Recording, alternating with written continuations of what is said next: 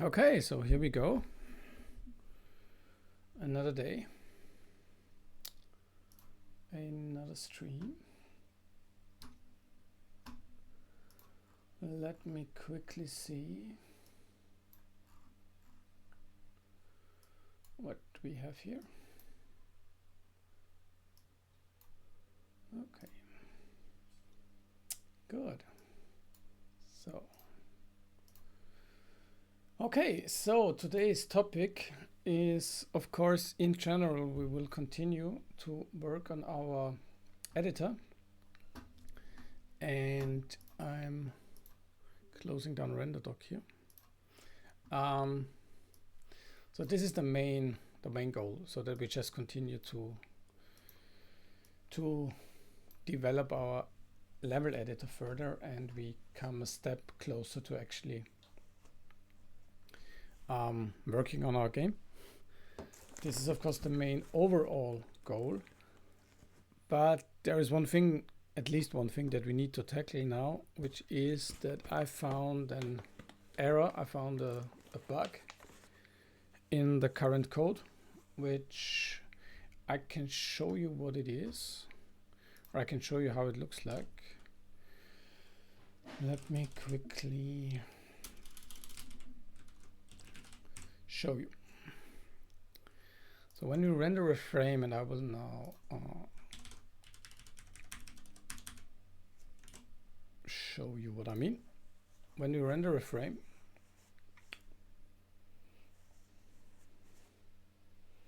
or better, when we render our scene,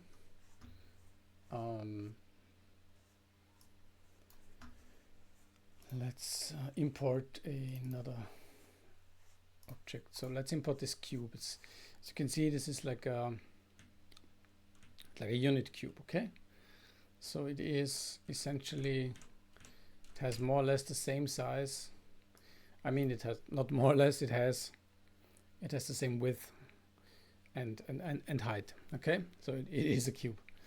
And I may also show you, I don't know if this works. Okay, it doesn't really work. I have this tool, it's like it's called a screen ruler, but I think it's somehow not shown. But anyway, as you might see, also just by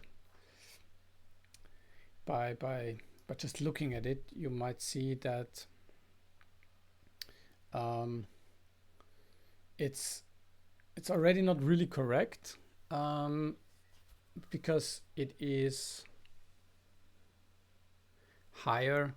So the height is greater than the width. Okay, so the ratio is not correct, but it should correct. So something that is in reality square should also be square here in our rendering, obviously, right? We do not want any distortion, and we do not want any stretching in any direction, of course.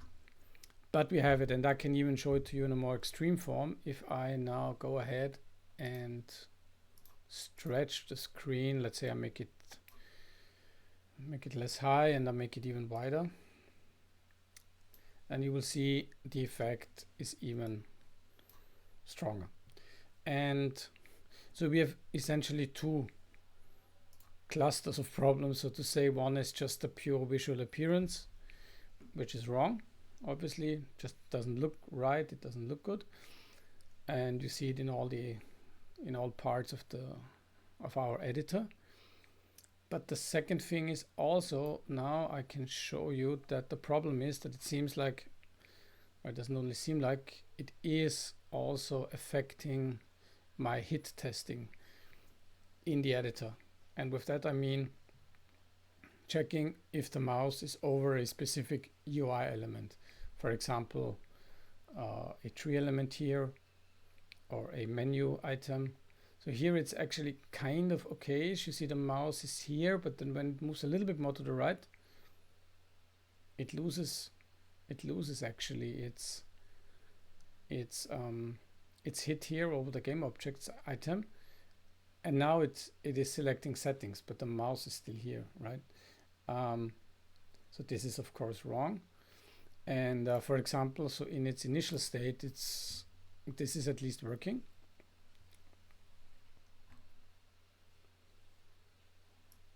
So this is now working fine. This is the initial setting, and you see also the tree works, and I also can select these correctly. But as soon as I change the dimensions of the screen, the dimensions of this window, things start to fall apart. So you see it's selecting when I'm here with the mouse, but it's not really working.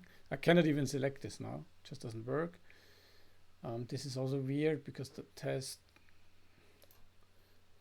yeah, so now it's selected, but it's just totally wrong, and it's not handleable. I mean, here it's still kind of working. It's also not correct because if I'm moving here, it's already at the settings. Okay, so but this is the second aspect in any case. I mean, this is the problem. So we need to solve this, and the way I am going about this, and the way I just started 5 minutes before the stream, is that normally for these kind of errors, I want to eliminate as much complexity along the pipeline as possible, because if we have a lot of, let's call it, moving parts which are involved in the final rendering here, potentially the error can creep in at any of these kind of handover points, like from one point in the pipeline to the next. So it could, for example, happen when we first render into our off-screen frame buffer. It could already be wrong there, but it might be still correct there, and it happens when we copy the actual frame buffer to the overall screen, stuff like that. So there is a lot of potential error sources, and I want to eliminate them as much as I can, and as good as I can. So what we'll do is now change our rendering to a more simplified version. So I'm not doing this rather complicated render panels stuff, which does the render of the top menu, the render of the game object tree, and essentially everything you saw. And if you look into something like that, it's kind of complicated in itself again. I mean, it's not really complicated, but there are things happening which might introduce errors. For example, I have some switch here, which here I don't, but there might be some switch up with or hate or something stupid like that. But it's kind of hard to track these kind of things by itself. So what we are going to do is to trying to eliminate all of that. And for this reason, I am now kind of not doing all these things at all, but I'm just instead doing only one very kind of controlled rendering, which is the unit cube test scene, and I will show you how it looks like. So it does just one thing, which is the rendering of one unit-sized cube. And as we can see now, at least in this setup, so we are not rendering to any frame buffer. And I can show you also in RenderDoc how that looks like. It's maybe interesting. We're just directly rendering to the default back buffer of the screen. And there it's actually correct, I believe. So let's probably launch it once more and I can show you. And let's capture the screen. And what we see here is now we have only one pass. This is now a technicality. I'm just clearing the view 2 times. I can change that, but this is, yeah, I think this is not a problem. This is just due to how I do this rendering now. But besides this little weirdness here, but anyway, the result is correct because we have a white depth buffer and we have a black color back buffer. We then draw this cube. You can also see it here in the wireframe view. So it's just the cube here, and this is how it looks like in perspective. And as you can see here, the width and the height is essentially the same. And so this means that I draw the first conclusion that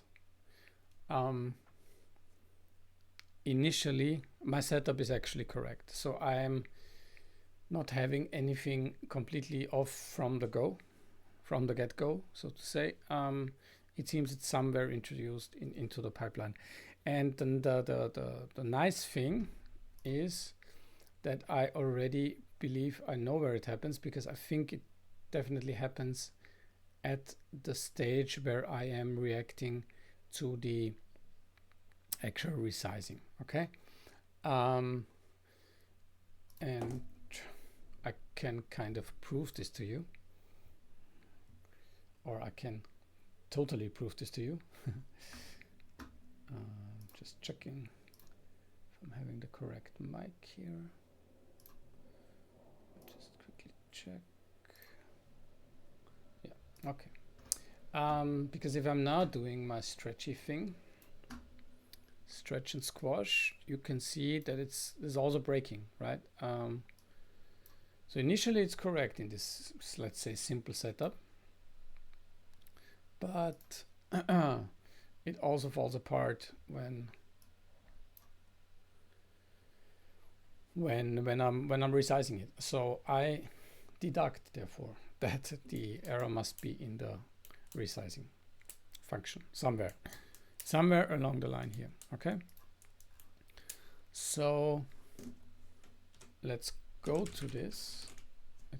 The code is called check resizing, and I will kind of talk ourselves through it, and then maybe we will find the error anyway. So at first there is this specific code that does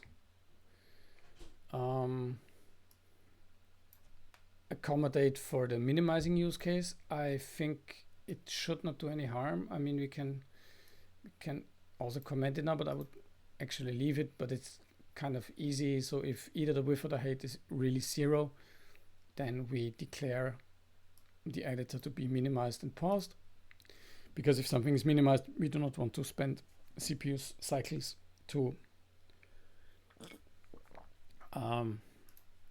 continue work on that. So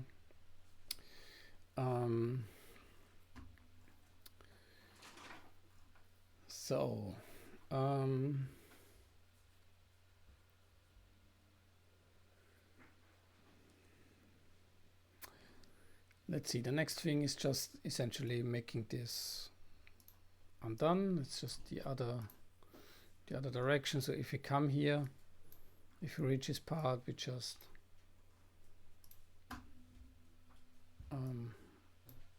undo this. We're no longer paused, we're no longer minimized. And now there is probably the bad code.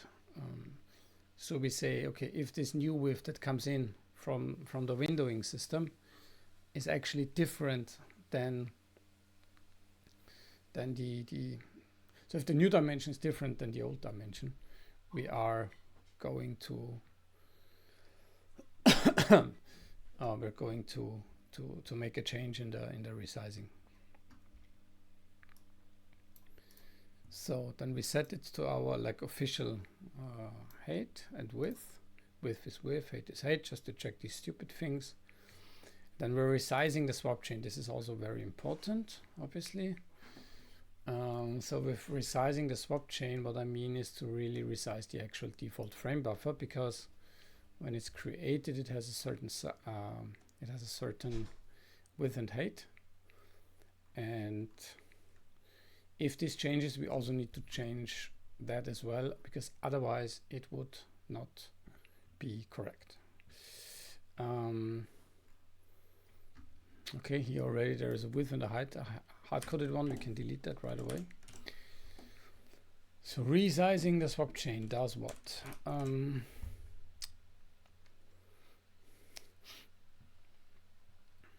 It's just resetting everything here, setting everything to 0, essentially releasing everything. And now do we have the swap chain?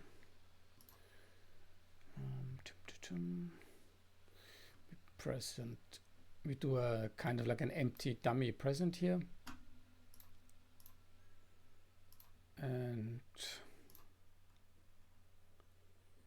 we have this debug out. We have a width and a height. The width and the height comes from here.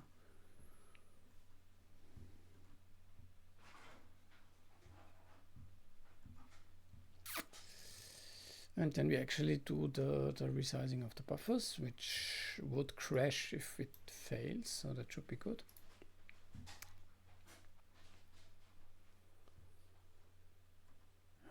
That should all be fine. Create default def stencil buffer, that's also fine. And we set the viewport. Let me quickly check if resize swap chain, I think we call it 2 times. We call it here, and we also call it actually the first time around, which I would say is actually proof that this code should work, because we also call it in the actual initial function, right? So the resizing of the swap chain is actually an integral part of the creation of the swap chain. So I would for now say that this is kind of out of suspicion. I'm just quickly checking if there's anything weird like on first sight, but it does not seem to be the case.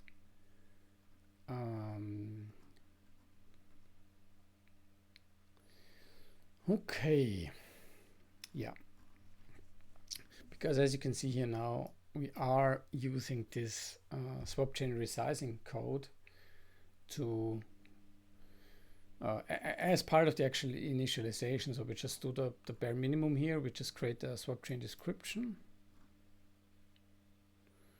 We create it, and actually we resize it, as so this means we do parts of the actual further initialization here. So I think this is kind of proof that it should actually work. Okay, then let's go back to the editor main file.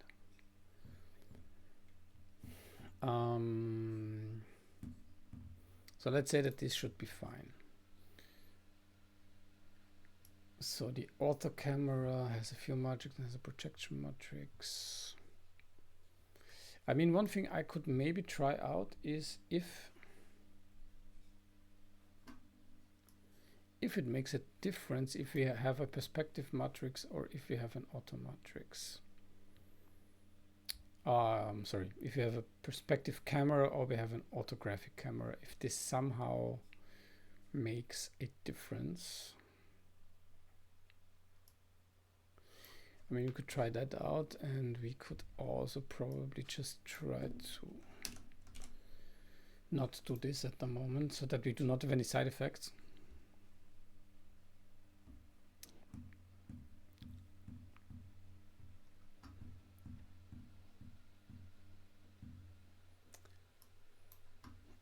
Let's just try it out, but I think we do not have now a positive effect.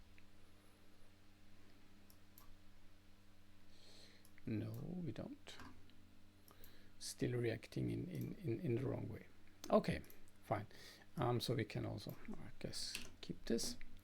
What I will do now is, nevertheless, aspect ratio, I will change the camera, and I will put this to the auto camera.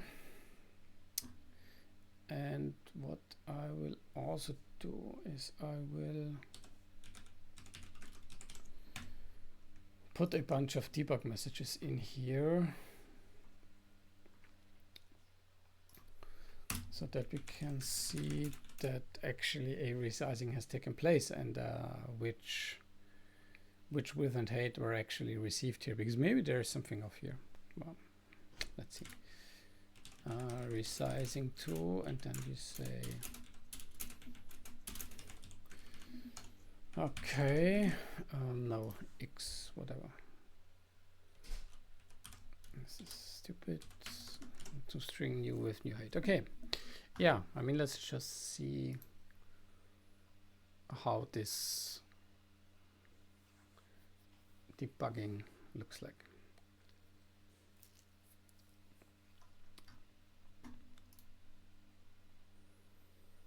So I just wanted to see what is the swap chain set, and the swap chain one is not set. Yeah, it's fine. Yeah, it's just I have two swap chains here. Maybe I think I will not need the second one anyway. So, but yeah, let's just see. Okay.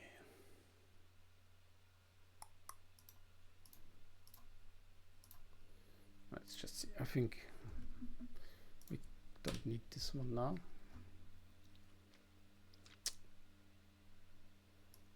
Okay, yeah, that's interesting. We don't see anything. Okay, let's already check that out. Yeah, but I probably, yeah, okay, I think if I'm, yeah, I think it might just be too small. Because if this is now the orthographic camera, that means we are really rendering in screen space. So that means I must scale everything up. And let's just see if there's something.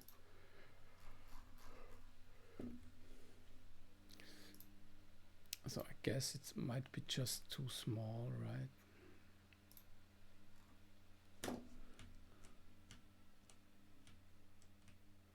Yeah, I think it's just, yeah, I think it's just, I think it's somewhere here in the, kind of in the bottom corner, because that means it's at 0, 0, and 0, 0 is top left. So, yeah, okay. Anyway,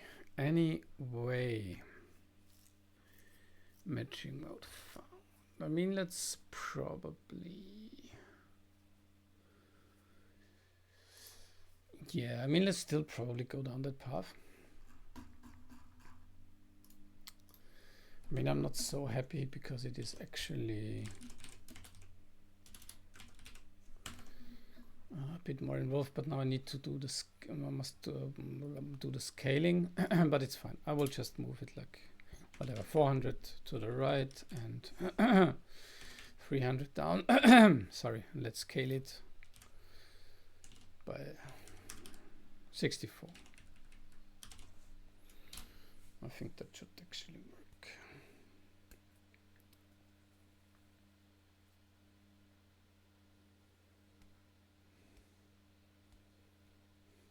Yeah, here we go. Okay. Yeah, and I would again argue, and I will check with my ruler, that this is actually square. Yeah, it is. It's, I would say it's 120. It's really close enough for the fact that this is already like a non-square aspect ratio, right? So the initial setup really seems to work. Now let's see if it's a difference if I'm now doing the stretching. Yeah, I mean, it clearly is. It's still broken.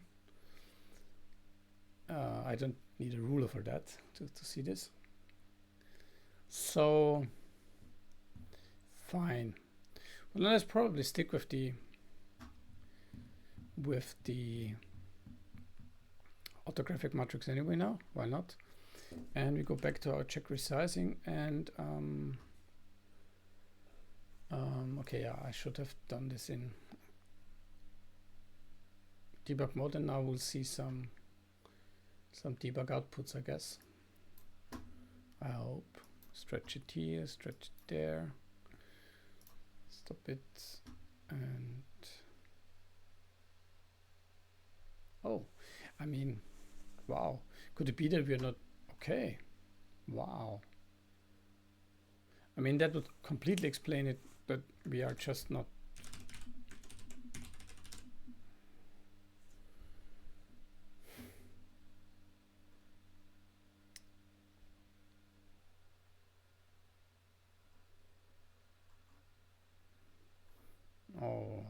totally stupid. Maybe it's super easy.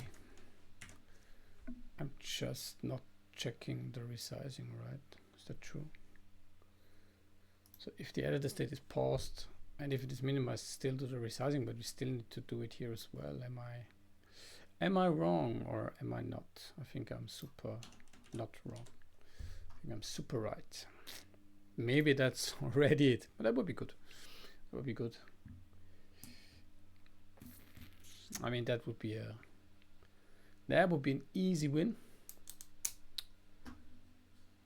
And let's see, are we happy?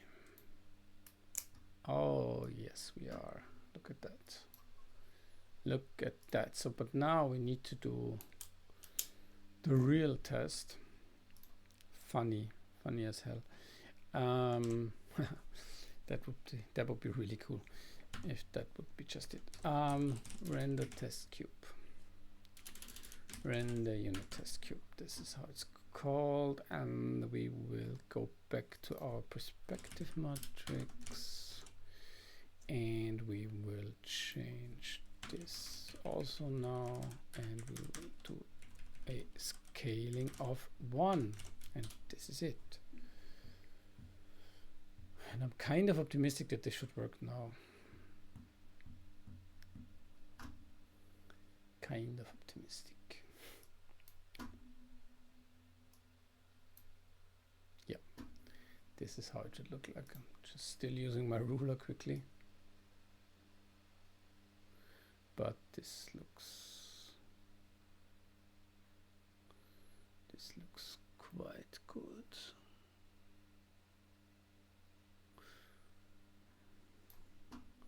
This looks quite good. Let's make it really kind of extreme. Yeah. Oh, but that's good now. I think this is all right now.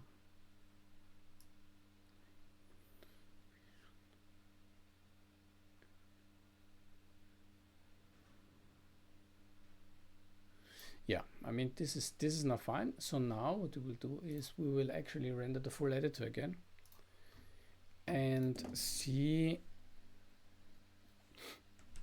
if it also works with a frame buffer setup, because we still might introduce some weirdness there, possibly. Rendering, we go to 2frame. And we will put this back and we will throw this out for now. And let's just see. Let's just quickly check.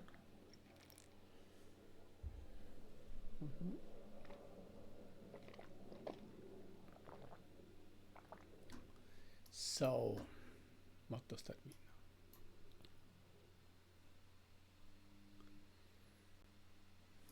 I would say, let's just see. This is essentially 100, 120, 99. So it's like 100 to 120. Like this is the ratio. It's like 1 to 1.2. In other words. Now, if we stretch this again in a very, let's try to again to measure this. Sorry, and it's 150 to 173, 140, 173, 1 to 180. Yeah, I think it's there or thereabouts. I think we also have already a good idea that things still work because we still are able to select everything, right? So it was really just the code actually was there to do everything correctly. I just didn't call it, and I think I now remember when I introduced this, it was when I did the minimizing code, because now we should actually be in pause mode, and when I maximize it, it should still work. But to actually recognize the maximizing, of course, I need to still listen for the resizing events, and I just completely dropped the ball here, because I just did the size checking when we're actually minimized, right, and nothing else. I mean, this actually does absolutely not look okay while we are at it.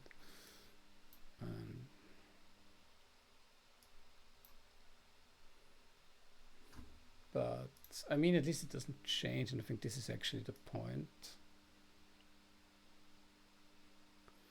It's fine if it's kind of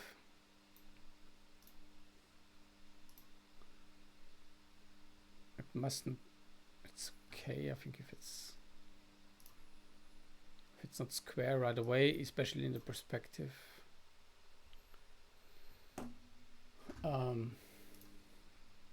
View, but it should not change. Yeah, I mean, there's always this slightly higher, right? Slightly higher.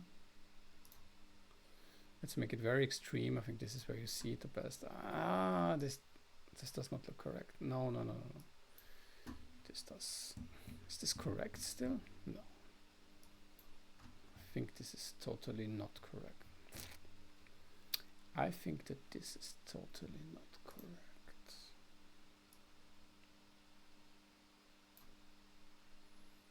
I think this is totally not correct. This is funny now. So is the origin post, how is that affected?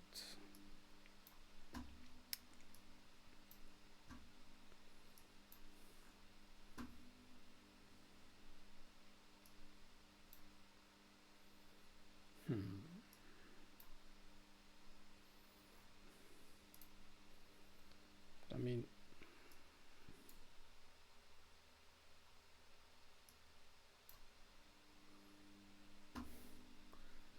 let me check.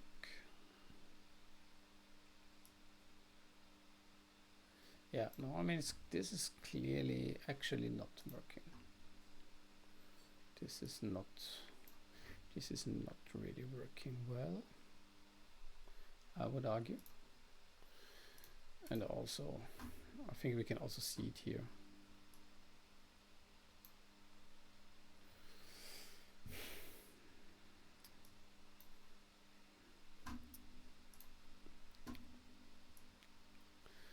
So let me see. I'll try to be very precise now. Let's say 222 versus 272.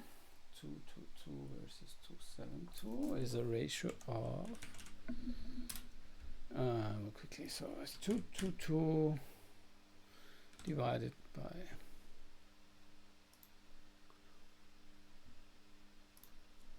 222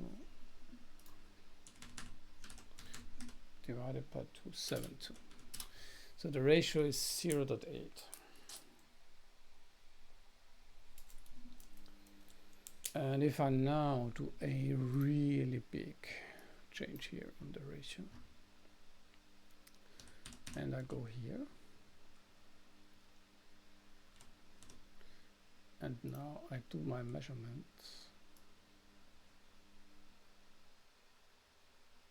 as good as I can. Yeah, I mean, it has changed 223 by 264. I mean, that is maybe not even.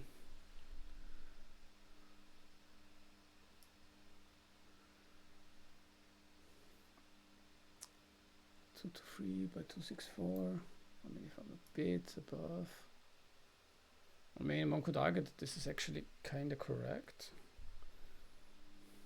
I think that's there or thereabout. But for the Unicube, it just completely breaks, right? It completely breaks. Oh, maybe I can use this tool here. No, it doesn't make sense. 90 by 99, 90 by 99. So 90 by 99. The ratio is what?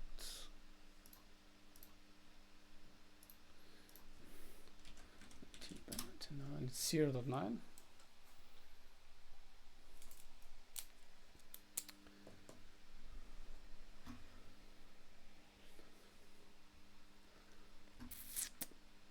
this is 9 times. Let's make that really different. And it obviously changes. I mean, I don't even need this. Yeah, I mean, it's definitely changing. But why would that still be okay then? How would that be the case?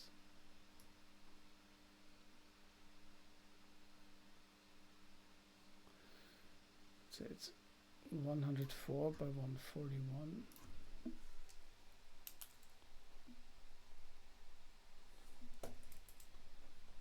Let me check.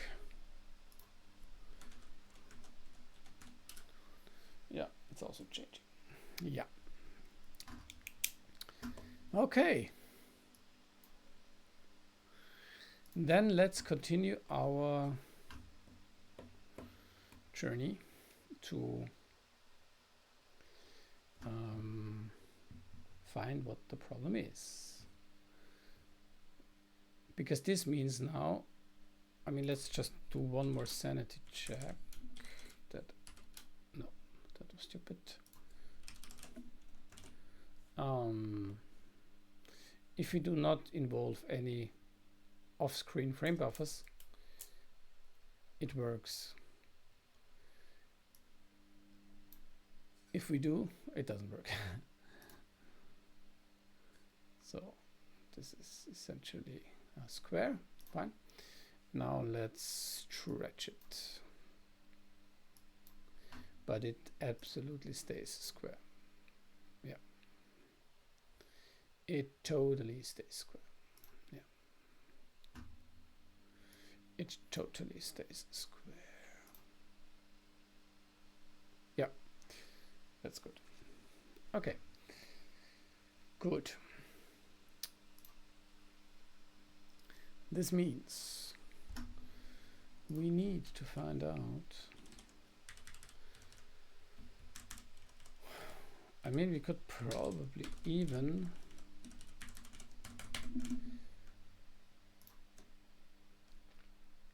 simulate the frame buffer action here, right? I think we could do that. I think we could do that. I think we could. So therefore, we will borrow from our own function here, which is the 3D scene panel.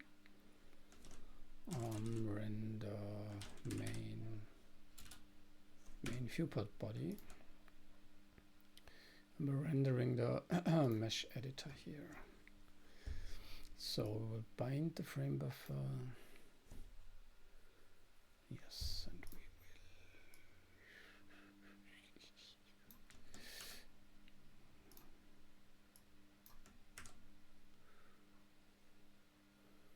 will. Whatever that was. I'm sorry. I need to close down the render dock here.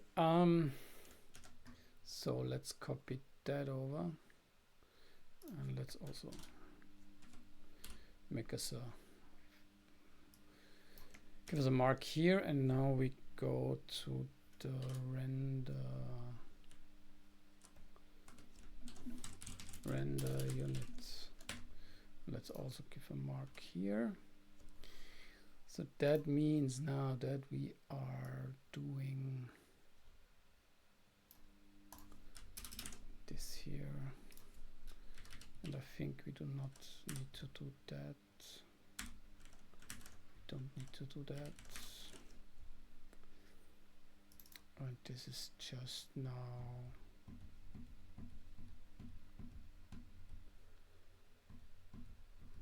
I mean, let's say just a few, but width is just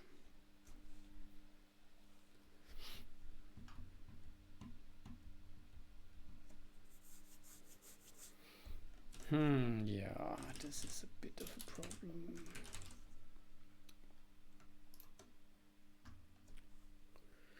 Render the main viewport and is edit the screen height, screen width.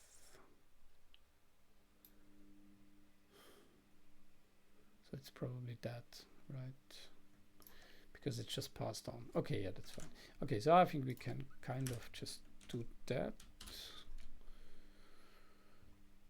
And we go here and we say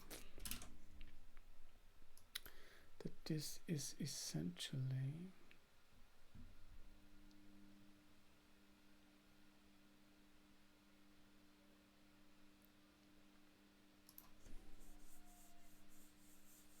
oh, is that even right?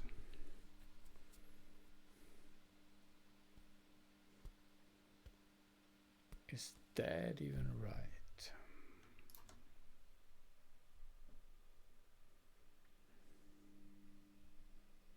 Yeah, I mean it is, because from the point of view of the frame buffer, its origin is at 0, 0. I mean, that makes sense. That is fine. Okay, that is fine. And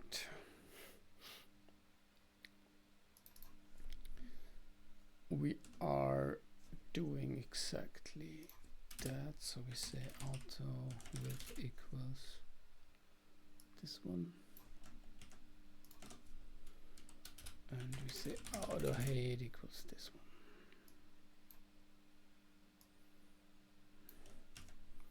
So far, so good. This means we can get rid of that.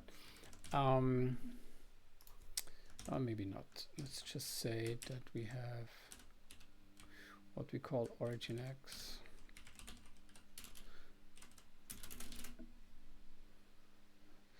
No, I'm not fully sure if this makes sense to kind of rebuild this all, but yeah, it's the best I can come up now. Yeah, it's the best I can come up now.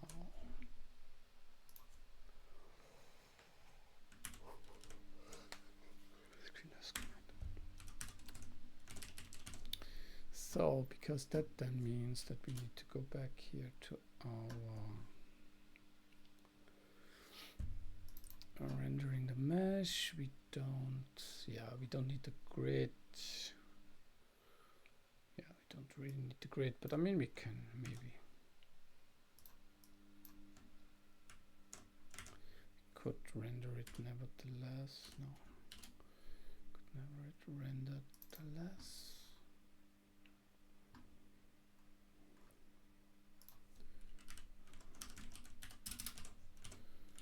Why not? Now go back. Yeah, we don't need all of this. No, I meant this. This is fine. So this is how this actually works now.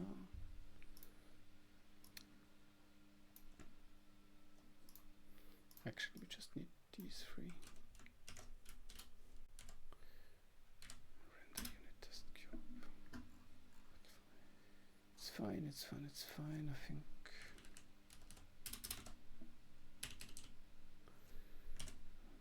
This is what we do anyway.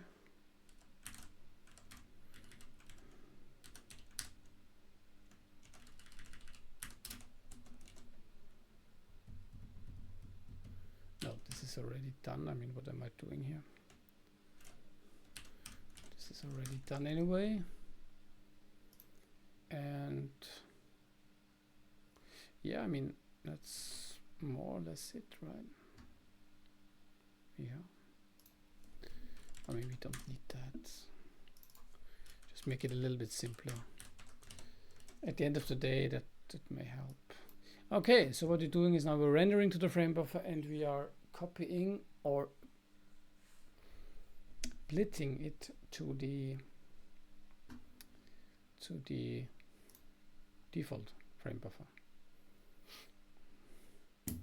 Let's see if we see anything at all here, or I forgot some important pieces. No, okay, I mean that's kind of okay. So we expect it to be in this middle. It's like 200 to the left, 200 to the right, which I think we can probably confirm.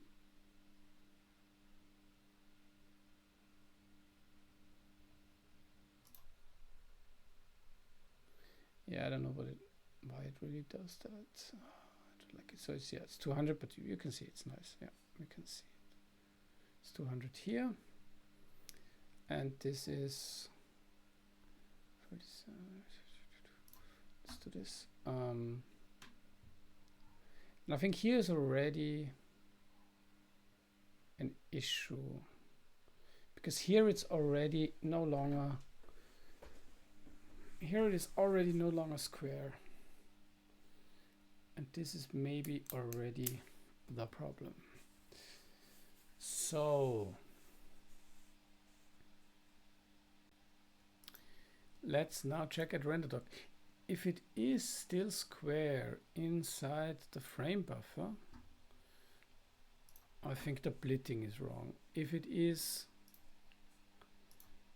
wrong inside the frame buffer already, well, but this is already wrong, obviously.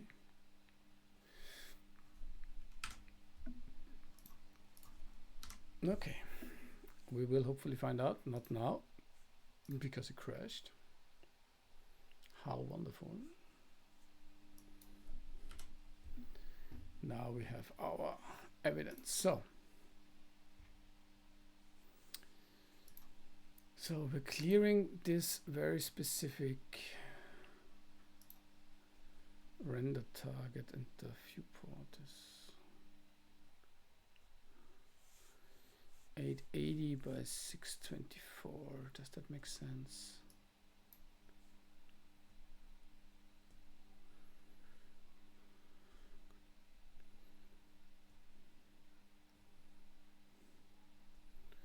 Maybe this is just wrong in a way. So this render target view here, do we see any sizing here?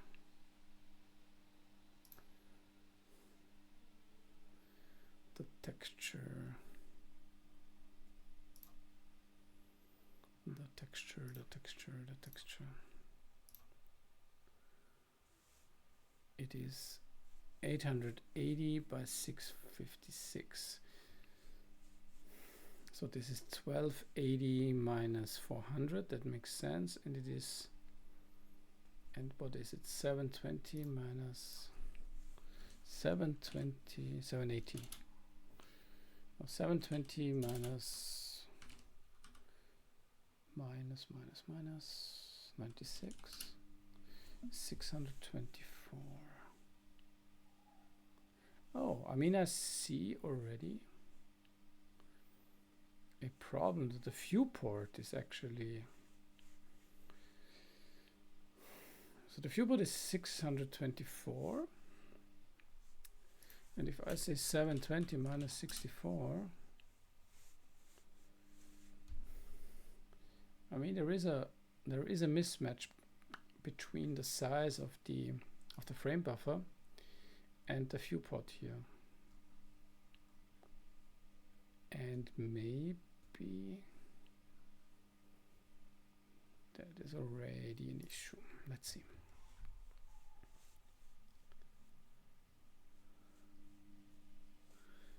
So the width is this here. So this is the frame buffer 3D panel. That's what it's called. Let's see where this is created. I think it's here.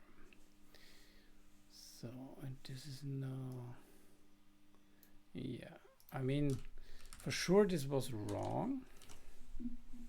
And I guess it's also wrong in check resizing. I mean, that would be good, so it's at least consistent. No, here it's even different. Oh my god. Yeah, whatever.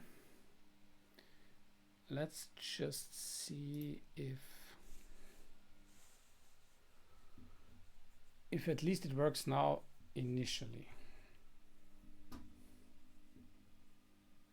or if it's wrong already there. I mean, it's kind of eyeballing it, looks wrong. Still wrong. It's still wrong. Still wrong. Let's go again. Let's launch it again. Launching it again. And let's again check if there is a difference in the viewport and in the size of the frame buffer. So we don't care for that. So no, actually we're clearing the render target view, and it says set the viewport to 880 by 624, and the render target view is this one. It is this texture here, and I want to see this texture, and the texture is now, at least it has the same size. Okay, so this is also still fine. That means that maybe the final splitting is actually wrong. Could be the case. No, but I mean, let's see how the actual image looks like. But I think it's also already wrong.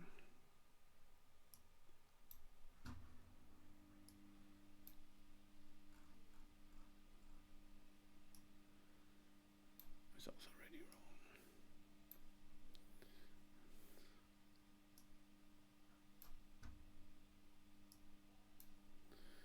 So let's make this in a more normal way again.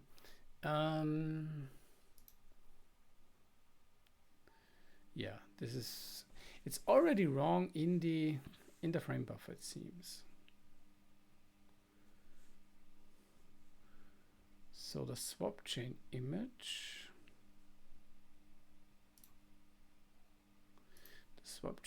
itself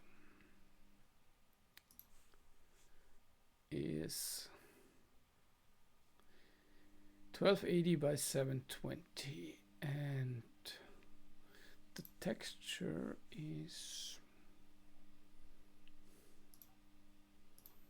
actually this, and the texture is 1280 by 720. So far, so good. Let's see.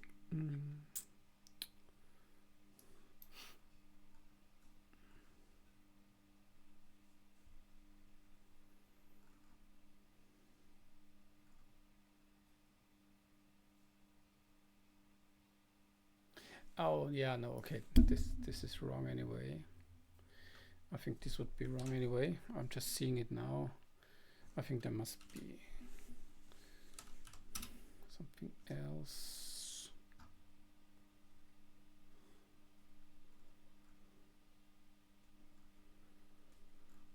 Or is it? Isn't it? If I say render game object tree, for example,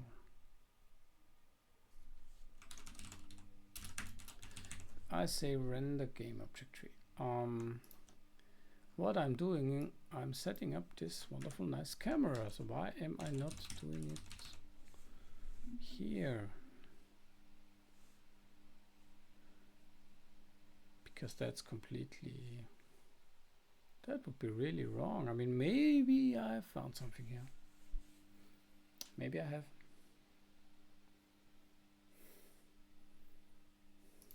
I think I have.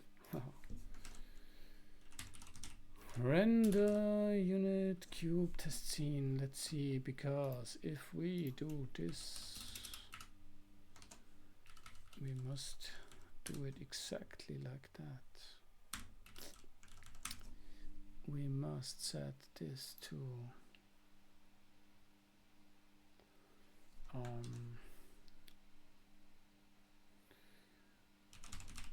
yeah, I mean, a check resizing we would kind of do it, but also not really. No, it's not. This is not really correct. It's more or less like that. I would say it's more or less like this.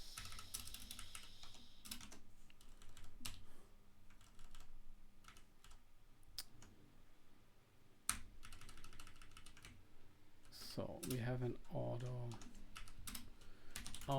cam. No, this is that's a camera.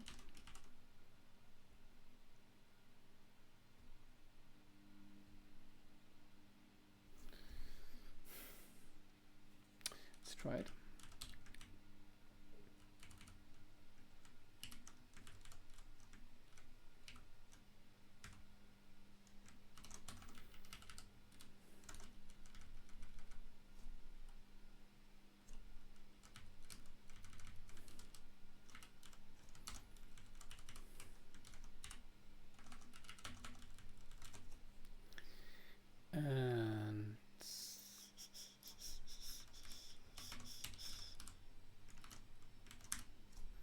And this is now the camera.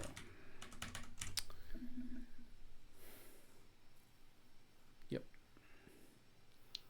This is now the actual camera. So now we have a camera that is actually set to the correct dimensions, stuff like that.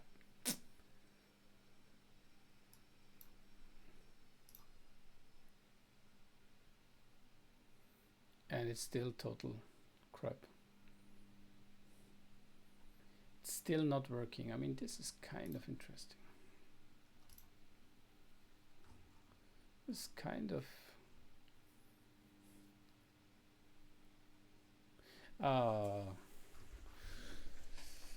yeah, this is totally clear.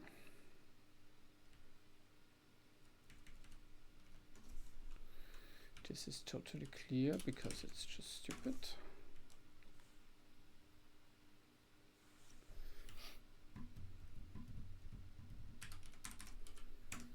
This doesn't make sense. And it is, of course, the width and the height. And not that.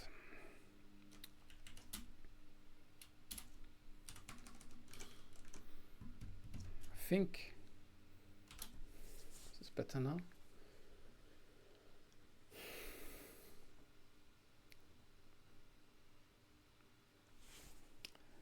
Okay.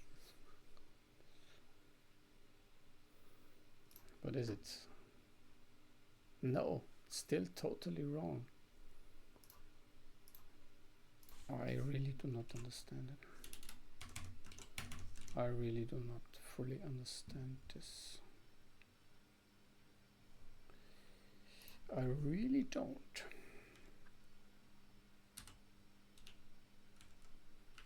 Don't fully understand it. Ah, yes, I do, because I'm overwriting it here. I'm overriding it here. That's the reason. Hopefully. Hopefully.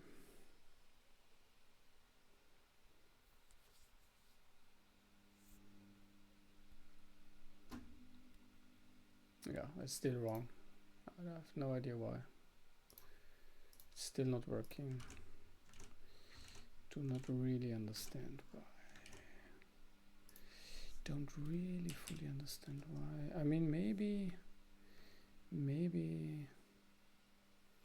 because the grid rendering is also destroying it, which it does.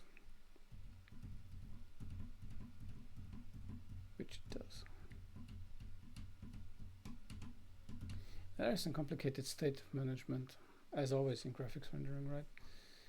Much better, I can say already by eyeballing it, and it is completely correct now.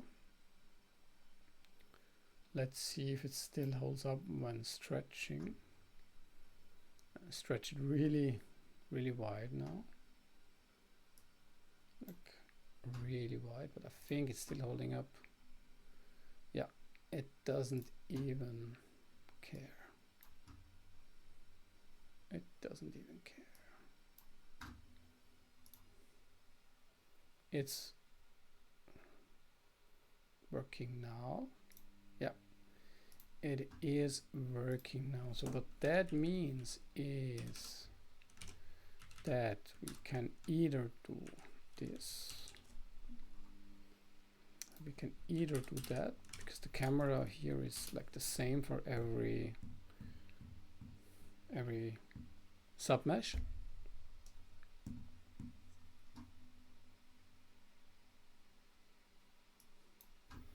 And it looks good.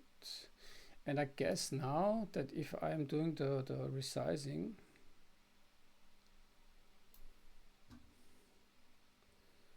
that the grid will be wrong. Is that true? Yeah.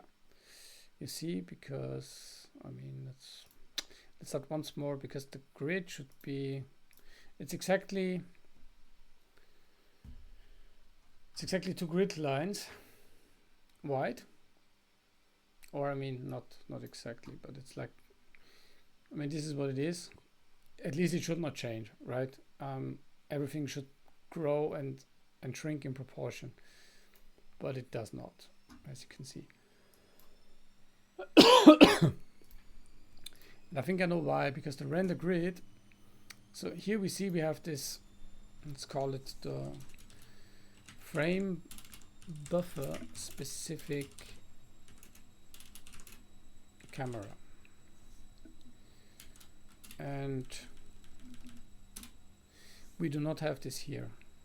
If you compare this in the render grid, let's probably even just copy it. If we go here in the render grid, we don't have that, right? The render grid is just binding a frame buffer, and then it is just using the camera data of the, like, whatever general default editor state, which is more or less, which is kind of like a placeholder. I mean, we could even kind of reuse it all the time, but then we would need to update it anyway. So I think what we might want to do is either pass in a specific camera to these functions. So then the caller decides what the correct camera is. And if it's not null, we just use it.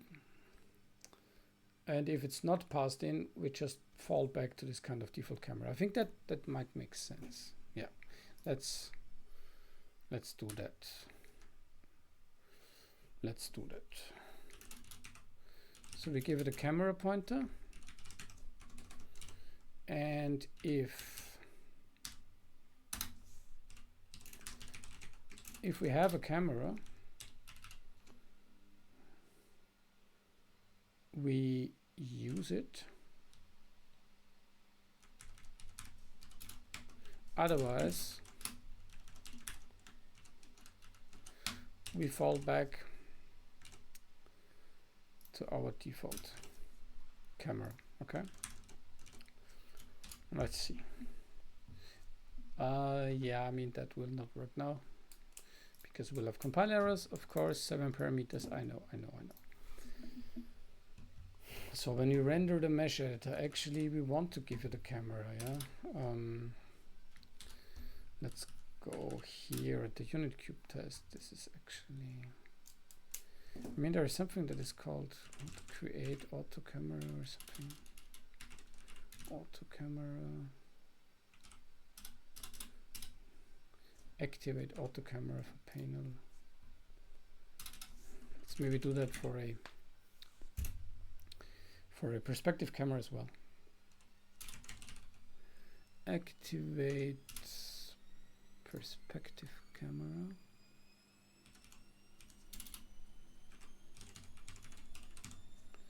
For a 3D panel, why not? Hello, welcome, hello. Please feel free to ask any questions. I'm happy to answer them as good as I can. So, yeah, so currently debugging some issue with aspect ratio. Oh, that's good to know. Cool. So if you also write in C++, so you know the pains it brings with it, right? So, and the fun as well, both of it. So, so yeah, I don't know how much you already seen. So you mean your project is a big one, or you consider this one a big one, or just let me know. But the bigger it is, the bigger the pain and the fun. So yeah, I'm just about to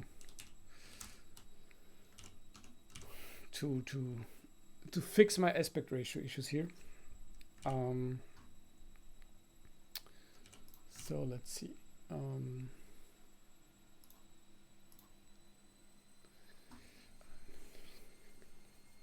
Oh, cool. Yeah, terminal is very satisfying as well, because I think you also get a lot of kind of visual feedback. I mean, I guess it's text based, but a terminal, you could also make it kind of graphics based. I may ask, how do you do the, so you do a terminal, but you render the text also like with OpenGL or DirectX or something like that? Or is it like completely different?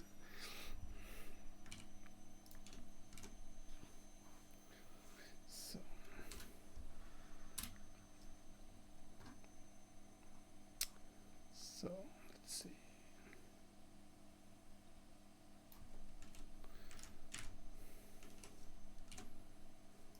Basically, I think there are certain ways to make such a terminal, I could think.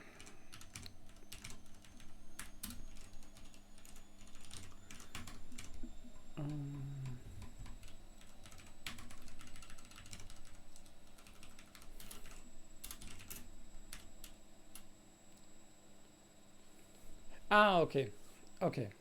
Okay, fine. So you are essentially, so you're not rendering something, right? You're not drawing something actively to whatever, a back buffer to the screen. No, that's fine. That's perfectly fine.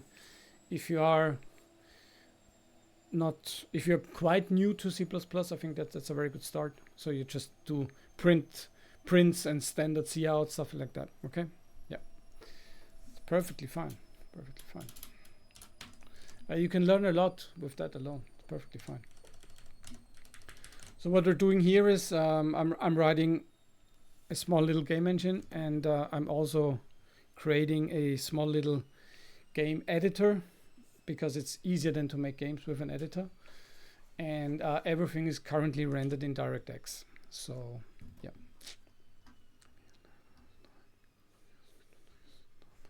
Very good. Okay, but it's good. I mean, so you started very early. I was definitely a bit older when I started with C++. I think I was maybe 17 or 16. That's long ago. But yeah, I mean, it's good. Good for you. And sometimes a pause is not that bad. So it's fine. And yeah, so that means you're still quite young, but it's good. It's good to learn and just stick with it. It's good. You will only get better with time. So just stay with it. It's good. So let's see if what we are doing here makes sense now. Let's see. So now I will try to call this function here, and I will call it from rendering the mesh editor. No, I'll actually call it from render grid. That's where I call it from. Render grid. Let's call render grid. And here we will say auto camera equals activate. So we're now activating our perspective camera so that we see in the correct width and height ratio. That's very important. So this is kind of, yeah, the goal that we currently have. Oh, that's super. Yeah, an interpreter or a compiler. That's super fun. That's really one of the most funny and interesting things to do. I think we will actually also on this stream, I mean, not today, but on the channel, we will probably also do it, because we have a choice for doing our game scripting language. We have a choice to make. Either we just use an existing one, which is the totally clever way to do it, which is the correct way to do it. And we will then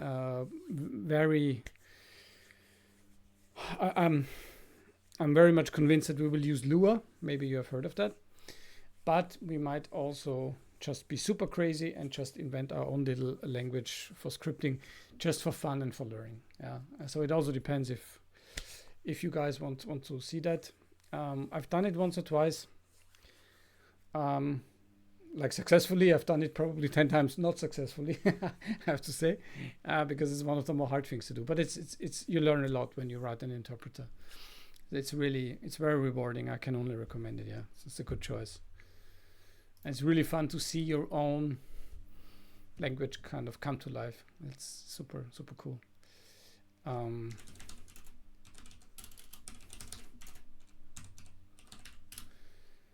And if somebody tells you shouldn't do that because it already exists, just ignore them, because it's I guess it's fun, so you can just do it anyway. Yes, no, we don't need to do that here. We can just use, in that case, we can just use the camera, because you really learn a lot. It's really very useful.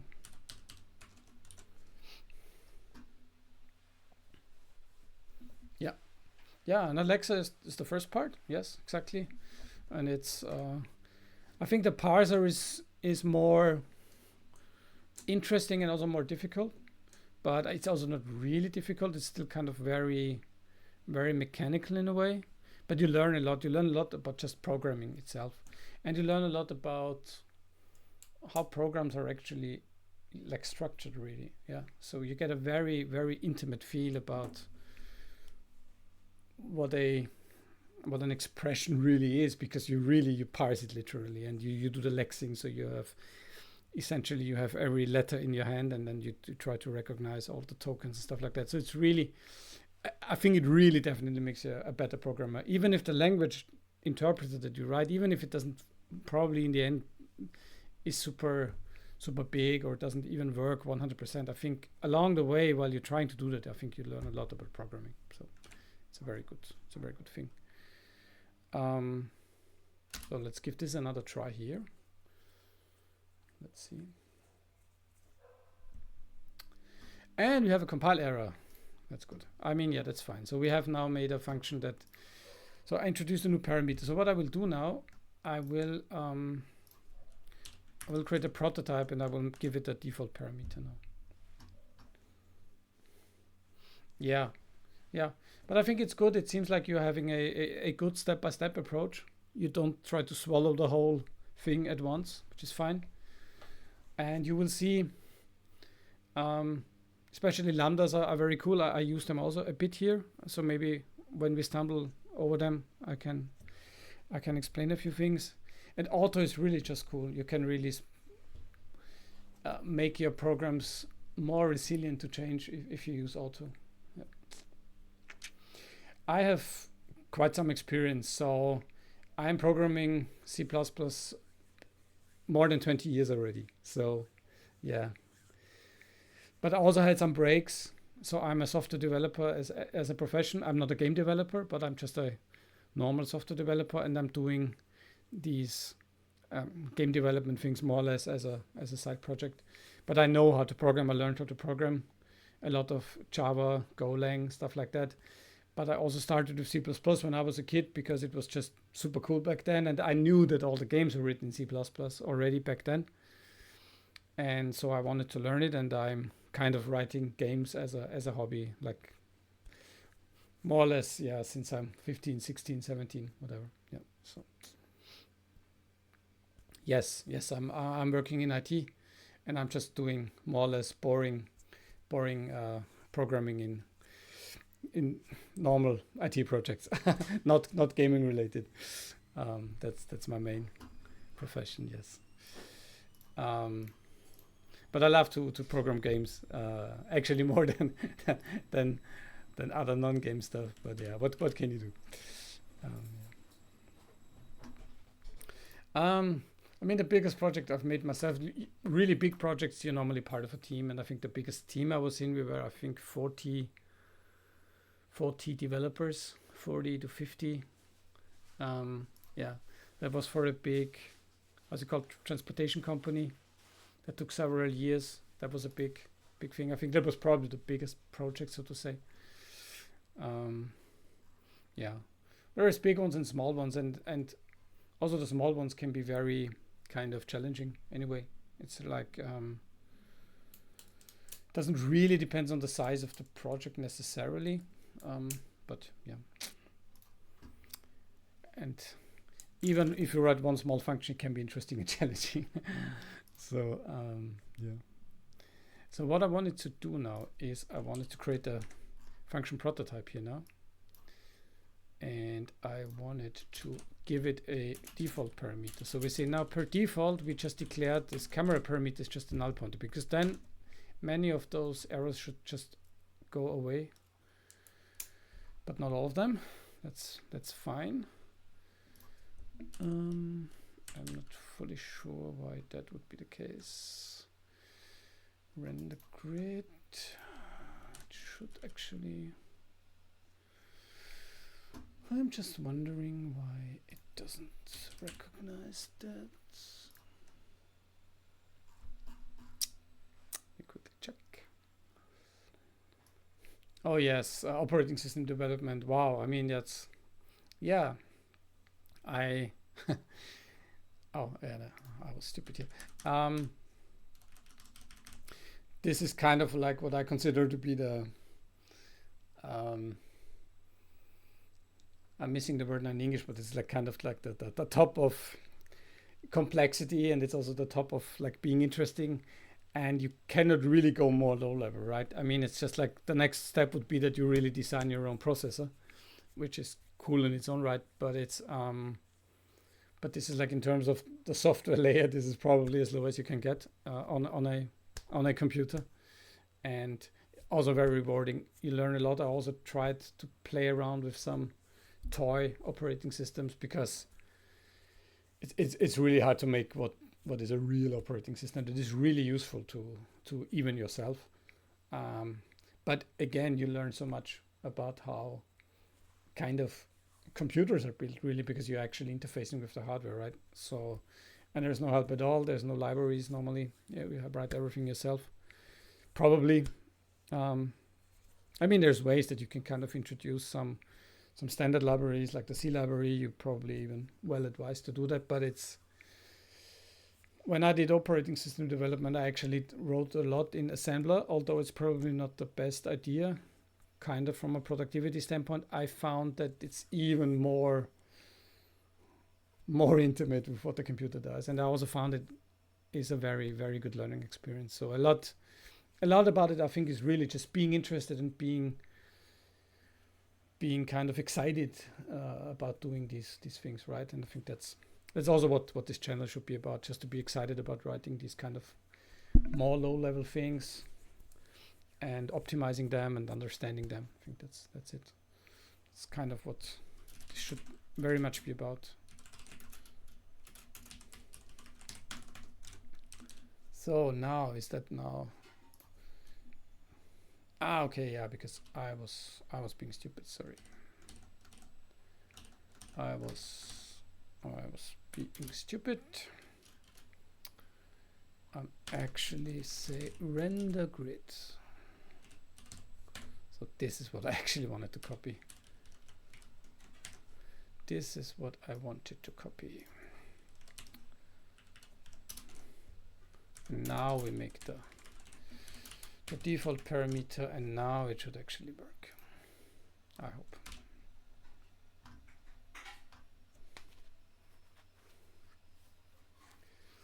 But operating system development is actually also a good topic which we could do on this channel when this is finished, because I really want to finish this whole project here, kind of. That would really make a lot of sense to then maybe do something also a little bit different. But operating system development or compiler development, I think that would also fit very well into the channel, and that if some guys are interested in that, and then girls, of course, that would be really fun to do, I guess, kind of together. It would be fun. Okay, now we're compiling. Let's see if we actually solved our problem here now. So now the grid is 2 lines, and it stays 2 lines, and you see now it's kind of much nicer already. Okay, I think now we know what the problem is. I think we can now switch back to actually rendering the editor in a nicer way, and we can look at the animation panel and stuff like that. do frame. We will now get rid of our small test function, and now we will get back to the original editor. Let's see, I hope it still compiles. Oh, now we have new problems. Oops.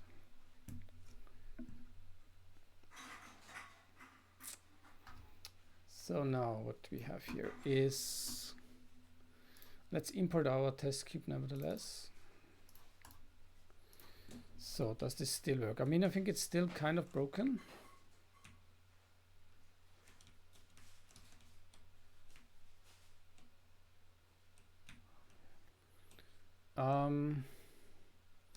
It definitely is, but I think now we have kind of the knowledge and the tools to fix it. Hopefully, I'm just doing some measurement with my screen ruler, which I think you don't see, but okay, it's fine. I mean, it's not really working, and also I think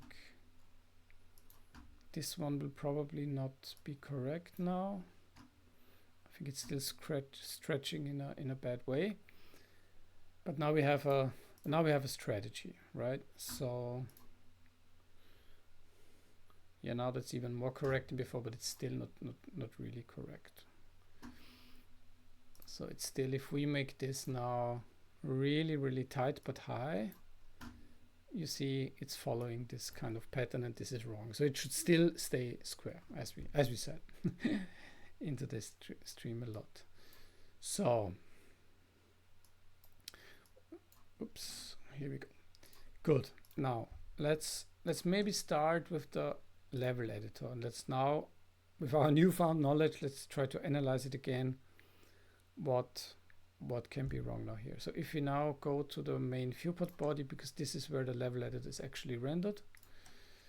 If I go now here and I say we have definitely the wrong camera here already. I think we should say that.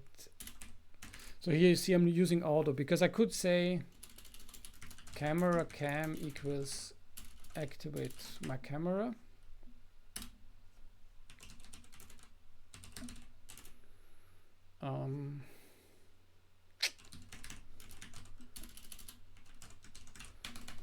But it is actually more convenient to say just auto here, and auto really what it does is automatically lets the compiler deduct what the type is.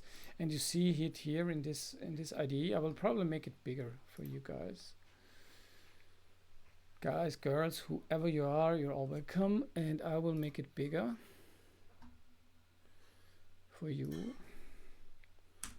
Let's make it 14. It's a little bit bigger, I guess. So here we go. Where am I? Render level editor. Because you can see here now that it automatically knows that this is a camera, because it's kind of easy for the compiler, because this is the return type of this function, right? And now the nice thing is that you can just use this camera anyway, as it knows that this is a camera type. And it makes it a little bit more resilient for refactoring. So when you change the code later, it's just a little bit easier. You do not have to make so many changes in your code, like in your source code, essentially. And this camera now, this should be now really have the correct aspect ratio in terms of this frame buffer. And now we'll pass it on to also be used by our grid, okay? What it's called cam. Sorry. Well, how do you debug those? I mean, technically you debug them just the same as a small program. It's really not different, but I guess you mean more like what is the strategy, how to go about this, right? And that's a very good question, and this question is really kind of already touching a lot of the main issues with programming, essentially, which is you have to keep the code as there are several points you need to follow to debug such a big code base. You have to keep it organized, and I can give you a few examples of what I mean by that. And you have to keep it kind of as simple as possible. And this sounds a little bit stupid kind of to say it, because it's like, yeah, of course you should keep it simple, right? I mean, what else would you do? But I know from my own experience and from talking to a lot of other developers in my life and also here on stream, that this is a problem that we all have as developers, because I think it's a problem that we have as humans. If we are confronted with a kind of complex problem like that we want to solve in a program, like I want to write such a game editor, which is kind of already quite complex, because you have these different windows, you have to check where the mouse is, then when the mouse clicks, something must happen. I render in different sub windows, different 3D models, so it's not like something that you can immediately probably get your head around. I mean, I cannot. This grows step by step. You just sit down and write it down in 5 minutes, something like that. So I'm working on that editor since 2 weeks, almost daily streaming. So it grows. So what do I mean by simple? You really have to keep track of not doing too much at once. And what I mean by that is, and I had a nice discussion with another viewer last time about a similar topic, really doing only small steps. So this is a strategy that helps me a lot. And by doing that, normally I do not lose the overview of what I'm actually doing. And so I'm still able to have the big picture. So I don't know, of course, every line here, and these are several files, and this is just one. I don't know every line, of course, like by heart. I don't have it always in my head, and I can just jump to it like because I know every line and every word, of course not. But because I grew the program from very simple first steps, I literally just rendered a triangle, then a quad and stuff like that. And then I imported a model, and then I made it animate and stuff like that. So it was always, the step was rather small. And so you keep the overview. And if you have still that big overview, I actually have a kind of a feeling where an error might be, because I still know the big areas of my program. And this is, I think, very important if the program gets kind of big, that you still need to keep in your head actually the big picture, if you understand what I mean. And because then you can always say, well, logically it might only make sense that the problem is in this or that area. And then from then on, it's kind of just like the normal debugging that you say, well, I think it's what I did before. I don't know if you had already joined the stream there, but like, for example, I had these resizing issues. So the first thing, because I know there is a function where I do this resizing. I probably didn't even know the complete name, but I just tapped in resizing, because I was kind of following my intuition that it must be something to do with that probably.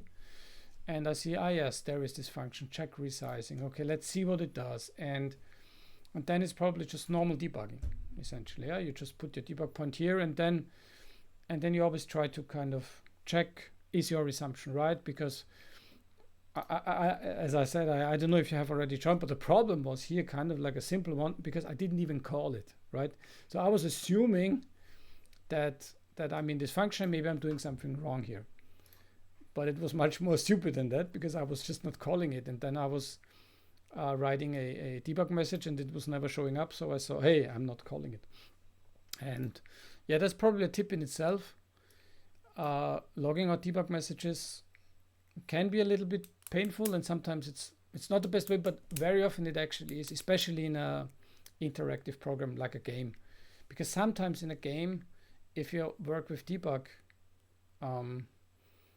markers, and you really stop the game, it's not so easy to debug a real-time game, because you may play games yourself. But in a way, I mean, it's like fast-paced action. You have probably 60 frames per second, so 60 times to complete rendering change, complete logic changes very often, very fast for us humans. And sometimes there are nasty issues and nasty bugs which only happen during gameplay and under certain circumstances. And then if you just jump into a breakpoint, it's kind of not so easy to capture this issue really. But then if you do some logging, you kind of capture the real flow of the game while you're playing it, probably on your gamepad, and the problem showed up, and then you can check the logs afterwards, because it really gives you the real-time view of what was actually happening. And I think that's also sometimes very helpful, because I'm saying sometimes because you can imagine if you do a lot of logouts at a lot of places, there is so much logs that you do not see the wood through all the trees, essentially, right? I mean, there's just too much information then. So this is why you have to be a little bit cautious. But essentially, really, you can keep this you can keep this in mind probably for the rest of your developer life. Really try to keep things very simple and very small steps only. If you plan too much ahead, if you plan too complicated, normally things get very complicated as well, and then it's hard to debug them. It's hard to understand them. It's hard to find an idea what could now be wrong currently, actually, yeah, because it's so overwhelming, and this must be avoided. I think this is the main goal of coding, essentially. So let's see now how we can, if this works now. I'm not sure now if it worked now in the in the last iteration or actually not. I'm not sure now.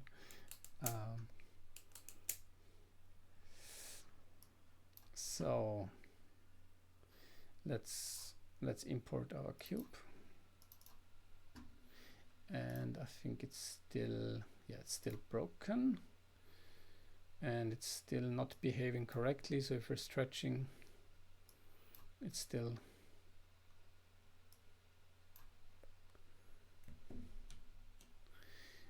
moving in a non-appropriate way. Okay, good. Yeah, not yet there. So actually, we are debugging now. So it's still not working, and it's quite some code. So how can we fix this still?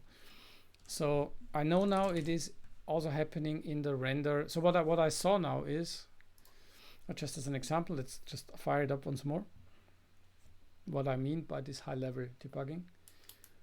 So I know if I import a mesh and I open it here by double-clicking, I know now, because I've written it, that the function that writes into this window here is called, I think it's called render mesh editor or something like that. That's similar to that. So you see, I don't even know exactly how it's called, but I know I wrote a function that renders these meshes, because the idea is you can click on these imported meshes and you can look at them and you can just see, okay, how do they look like? You maybe modeled them in something like Blender or Maya, and now you can see them in your engine here, and you can see, okay, yeah, it looks fine, the texture looks fine, or does not look fine, or whatever. Okay, so in this cube I modeled in Blender because it's a square cube, and so I can immediately see if it's off, because if it's stretched, I see it very easily.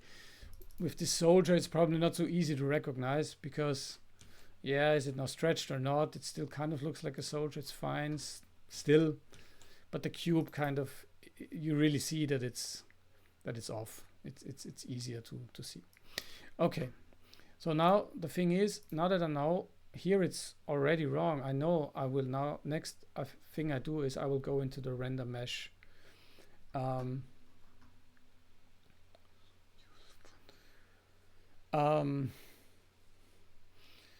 Yeah, I will come to the point with the pointers. I can probably give you some ideas for that, and why you might want to use them in general. I'll come to that.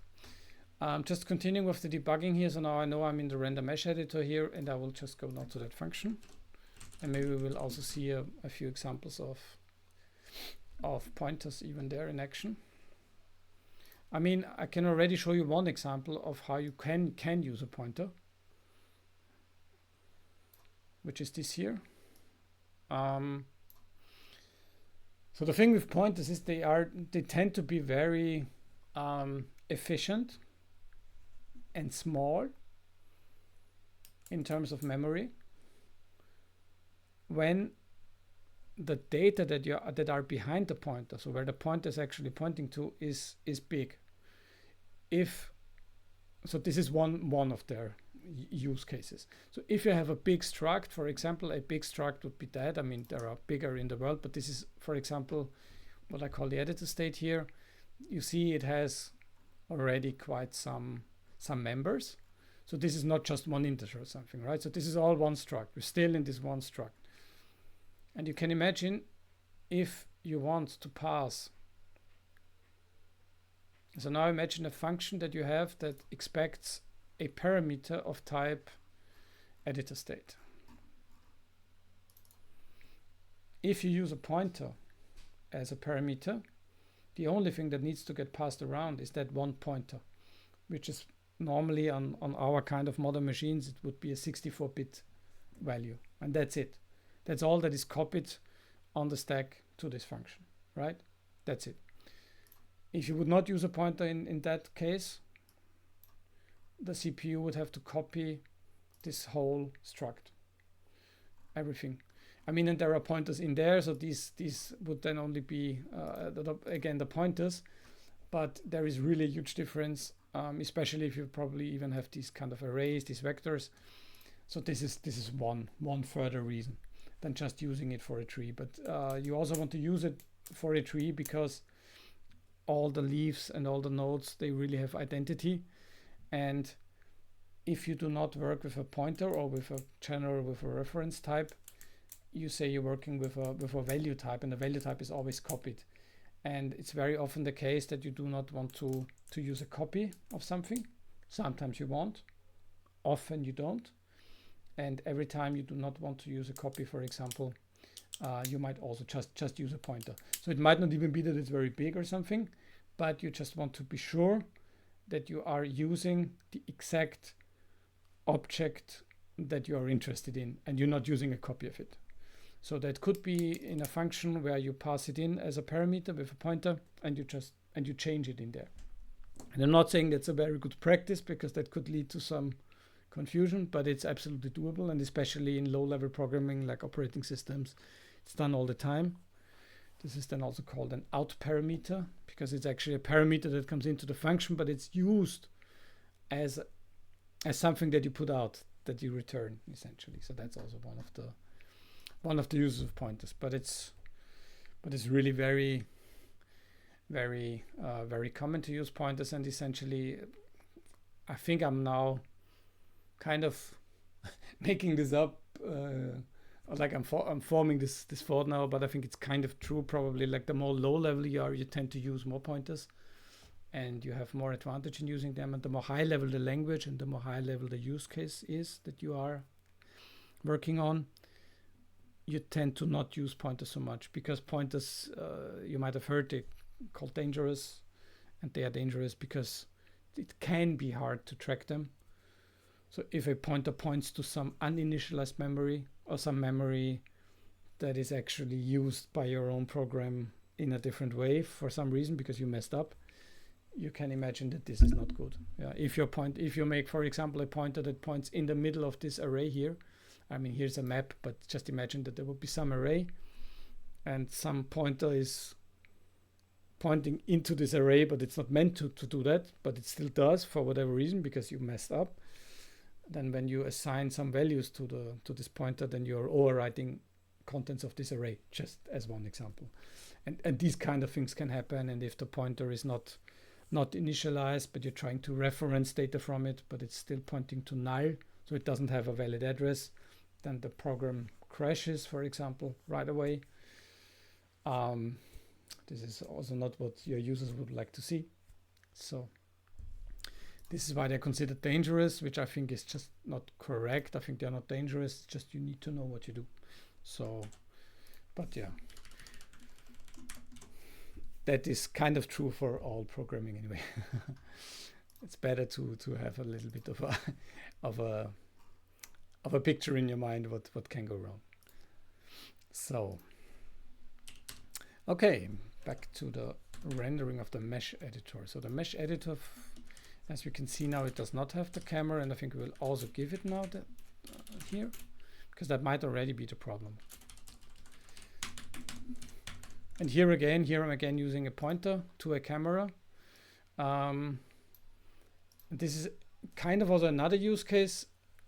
There might be other ways to do that. You could also use a separate Boolean file to what I'm explaining now. But I like to use a pointer for the use case where it is possible to just pass nothing, right? And a null pointer, in my understanding, is a kind of elegant way to say, so you can pass a pointer here, but you don't need to. And the default case here in this function is that I say, well, I expect the default case that there is no camera pointer, so it is a null pointer, because this allows me then to do kind of like something that I consider to be like a pattern even, where you say, and I will write it now out live. So I'm expecting a camera, but it can be null, as we said. And now we say, just thinking here, I think we should probably move this out anyway. And what we can now say is, for example, if the camera not equals null pointer, and if this is just a copy value, if this is not a pointer, I cannot say this, then I will always have a copied camera, and I cannot even kind of make the decision if this is what the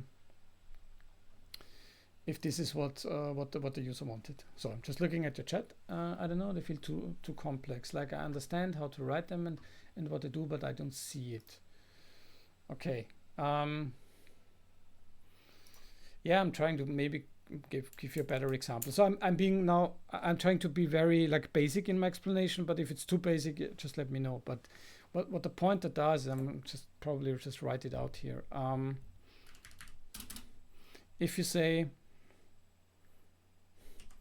this is an integer variable which is called my variable, and it has the number 10. Maybe I can even show you in the memory view. We'll finish that up later.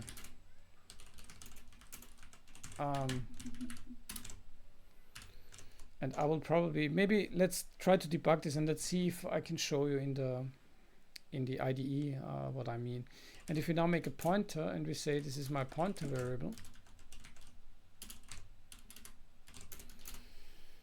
and it is a new int,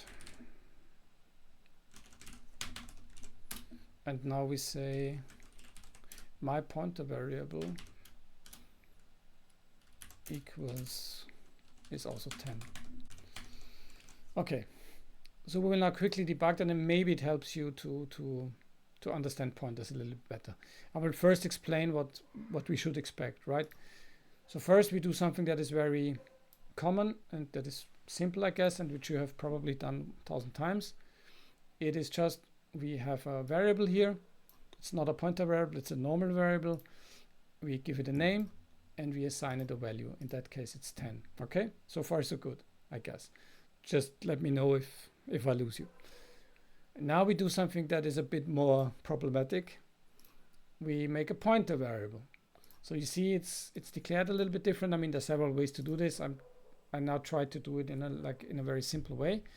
But what we say is, hey, this is not a normal integer variable, it's an integer pointer. This is because we have the star here. Okay, so now we give it a name, that's the same, but we create it differently. As I said, there are different ways to create a pointer, but now this is what we call a heap initialization. So we now tell the compiler, look, I want this integer pointer variable to be living on the so-called heap, okay? And this is just an area of memory where you can essentially create long living variables, because this variable actually will go out of scope, as we call it, when this function is done. This now would now live on even if the function is done. So if you have some way to get this pointer, you would be able to reach it. Okay. Now what I'm doing next is I'm assigning a value to this pointer variable. So what I'm doing is I'm saying, okay, the address to where this pointer variable is pointing to, I want to put this integer value in. And it's the same because I just want to then to show you the difference in the memory, like how it looks like, okay? Let's see, this is an experiment. I hope the debugger here shows us good information, but let's see. So we will just need to run the program so that we come here and then we will examine the pointers a little bit better. Hopefully. So I just need to, no, I don't actually. I think I can just go here. Here we are, because this now renders the mesh. So, okay. And I will move that away because otherwise, oh, the wrong one. Otherwise you don't see so well. Okay. So now have a look. So now we have here this variable, and let's go once over it. So you see now this my variable has the expected value of 10. So that's easy, right? It also tells, well, it's an integer and has the value of 10. Okay, fine. So now interesting, what is happening now? What is now my pointer variable? First thing that is different is it says it's not an integer, but it's an integer pointer. Okay, I mean, that's what we expect. That's what we want. But you see this weird number here. So what is this weird number here? Oh, it's a huge number. It's definitely not 10, right? What this is an address in memory, in your heap memory, right? And you can now also go and inspect in memory. So this is the address. This is the address in memory now. And you see there is all zeros here. Okay. Let's quickly go back here. So my variable has the value 10. It's somewhere in memory. I don't even know. I mean, probably we can also look it up in memory. I mean, I'm thinking if that would confuse you or not, but let's probably still do it. So now we jump into the place in memory where this variable should be. And yeah, it's just a completely different space because it's actually on the stack. But anyway, let's probably concentrate on the pointer variable, do not confuse you too much. So if we go here and we look at, because I said this is the address, and let's look at that. So the address ends with 19E00. Okay, let's look in memory. And we see, oh yeah, that's this exactly, this is this address. It's 19E00. Okay, fine. And there is only zeros. I mean, this is not always the case, to be honest. Sometimes there's just garbage in there. But whatever, let's see how this memory changes maybe, because the expectation is that the memory should probably change when we do an assignment, right? So let's see what happens. And did you see what happened? So we assigned the number 10 to this pointer, and assigning a value to a pointer means that we write the value at the address where this variable points to. And it writes it into this memory location. And see, it's 0A. So this is hexadecimal, and 0A is 10. So, I mean, this is, I think, the most basic way to see a pointer, hopefully. Yeah. Exactly. 0A, as you say, A is 10 in hexadecimal, and it was added at this variable. So the pointer is nothing magic. The pointer, so if you look at the value of the pointer itself, so to say, if you look at back here, like the value of the pointer, and you can kind of see the similarity. So the value of this normal variable is 10. It's just like the value itself. But the value of the pointer is always an address, and that's all there is to it. And I think if you have understood this, it will open up the universe for you in terms of understanding pointers, because that's it. You can see it as a placeholder for a memory address. And the memory address is now reserved. So if you do a new command, what it actually does is it says, okay, as long as there's still memory available, because this new would actually fail if the operating system cannot give your program enough memory, right? So here an integer is very probably a 64-bit value. On other systems, it might be 32-bit. It depends really on your computer. But let's say it is a let's say it is a 32-bit value here. So it's a 4-byte value. As long as it finds a place in memory that has 4 bytes of space, it will give it to you. And the value of the pointer is exactly this address, right? So, but it's just nice that you do not have to remember as a programmer this huge ugly number, the address itself. You still can store it in a variable, but this is then like a special variable is then called a pointer variable, but that's it. Exactly. Normally, exactly. So this is 4 bytes. So normally what you see here in the memory view, this would be the 4 bytes, and normally the standard of an int is 32 bits, as you said, and there is a long int which is normally 64 bits, right? And let's probably play around with another number just to see if we are correct, because let's say if we say it is whatever, so if it does not fit into a byte, I mean, or let's probably write 255 here, and let's see how that works. And let's not do it quicker, so it's more exciting for you to watch, but still, I think we get the point.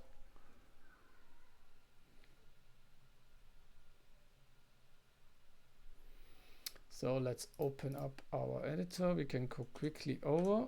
So we will probably have another address, and that's also one thing. Because the program runs new, the operating system moves your program somewhere in memory. I don't remember the exact address from before, but it's now certainly different, right? It's now 3EAF0. The finish later is just I wanted to actually finish my camera issue. But then you asked the question about the pointer, and I just wanted to kind of help you there. So this is what we will do next. And if you now look into the memory view, we see it's again 0. But now if we say 255, voila, you see this is FF, the biggest value of 1 byte, right? And this is now just at this memory location, and that's it. And essentially, that's all there is to pointers. It's just pointing to a memory location. That's all there is to it. Yeah. So yeah. Okay, I hope this helped a little bit. And now I'll finish, or I'll continue with my to-do. Because now, if you can understand this better, because now we have this camera point that's coming in. And what I'm saying here is, and I will just probably keep it for later if we need it once more. Pointer explanation example for later. Just isolate it a bit. Okay. So if the camera is still a null pointer when it's coming in, so this means nobody sent an actual camera to me, I cannot really use it. But if it is, but someone sent a camera, I will use it here. I will just use it as it is. And there is a shortcut for that. You don't need to say if camera not equals null pointer. You can just say if the camera is, if there is a camera. If it is not null, this is kind of like automatically. You might have seen that already in a lot of code bases, and it's just shorter. And normally that's the way to do it idiomatically, right?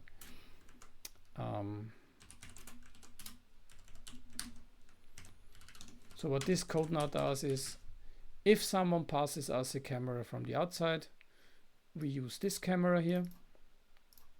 If we do not get a camera from the outside, we just use the default camera from my editor state. Okay. And now let's see again, and let's see if our actual problem was finished.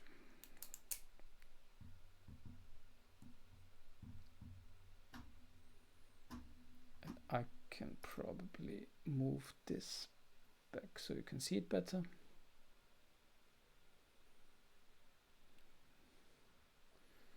So there. Okay, so let's open up and let's import our cube, because that's just good to see, but I think it's still not looking correct. No, it's still not looking correct. But I think I know why. Because now we can also pass this camera on actually to the render grid, and let's see if that works now.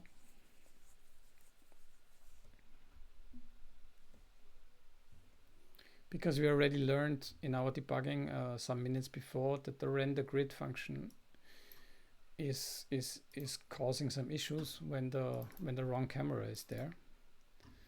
And but I think it's still not quite there. No, still not correct. But the reason might be that we're still not passing the right camera in, right? So yeah, and I think we do. We do not pass it in.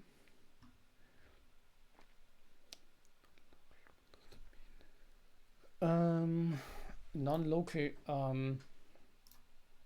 Don't really think I know what non-local means, like if this is now a keyword or something, but non-local normally means that it is not a local variable, and a local variable is always a variable that is within a certain scope, and the scope is most of the time such a function.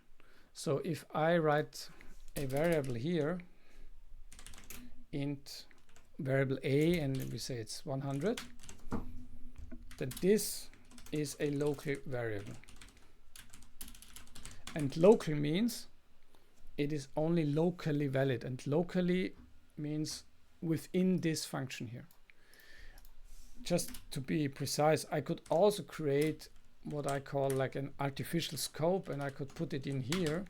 Then this means it is only visible in this scope. You could also say a local variable is only visible and only valid between curly braces. So most of the time people don't do that, but you write a lot of functions and methods, and then you always have the curly braces here. And so normally a local variable that you declare and you initialize it here is only locally valid here between these braces.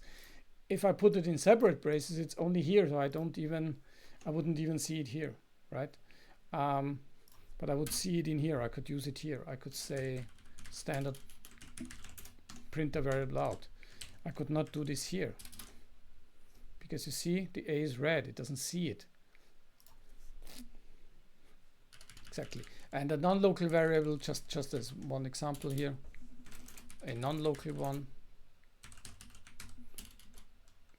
Actually, you need pointers to do that. I mean, yeah, not fully, but normally you do. And you could just say, this is my A2 variable, and it is actually, and you can also use auto so that we can combine this, and we say it's just a new integer. That's it. This is non-local because this is now actually created on the heap, and as long as you can somehow get the address of this pointer variable, it would still be valid. The compiler would not touch this memory, right? I mean, but it's also, this is the downside of using pointers. It's also your management duty, because if you do this line of code, this is when what we call a memory leak would occur. By the way, this is just a good situation now to explain this shortly. If this is called 1000 times per frame for whatever reason, it could be, and you do this and nothing else, this means 1000 times per frame you are allocating new memory on the heap, and for sure you would run out of memory quite soon in that case. So if you do something now with A2, for example assign it, normally you need to delete it. You need to tell the operating system essentially, hey, I'm finished with this piece of memory, you can reuse it for the next allocation. But if you would not do this, not doing this is a leak. Okay, so just, you might have heard it anyway, but I just want to mention it because here it's kind of like fitting. Okay, I hope that helped. Good. So what we saw here is that we need to actually pass in a camera here. Yeah, let's probably create our local camera. Let's say we call it our main viewport cam, and we just say activate perspective camera, and then we pass it in.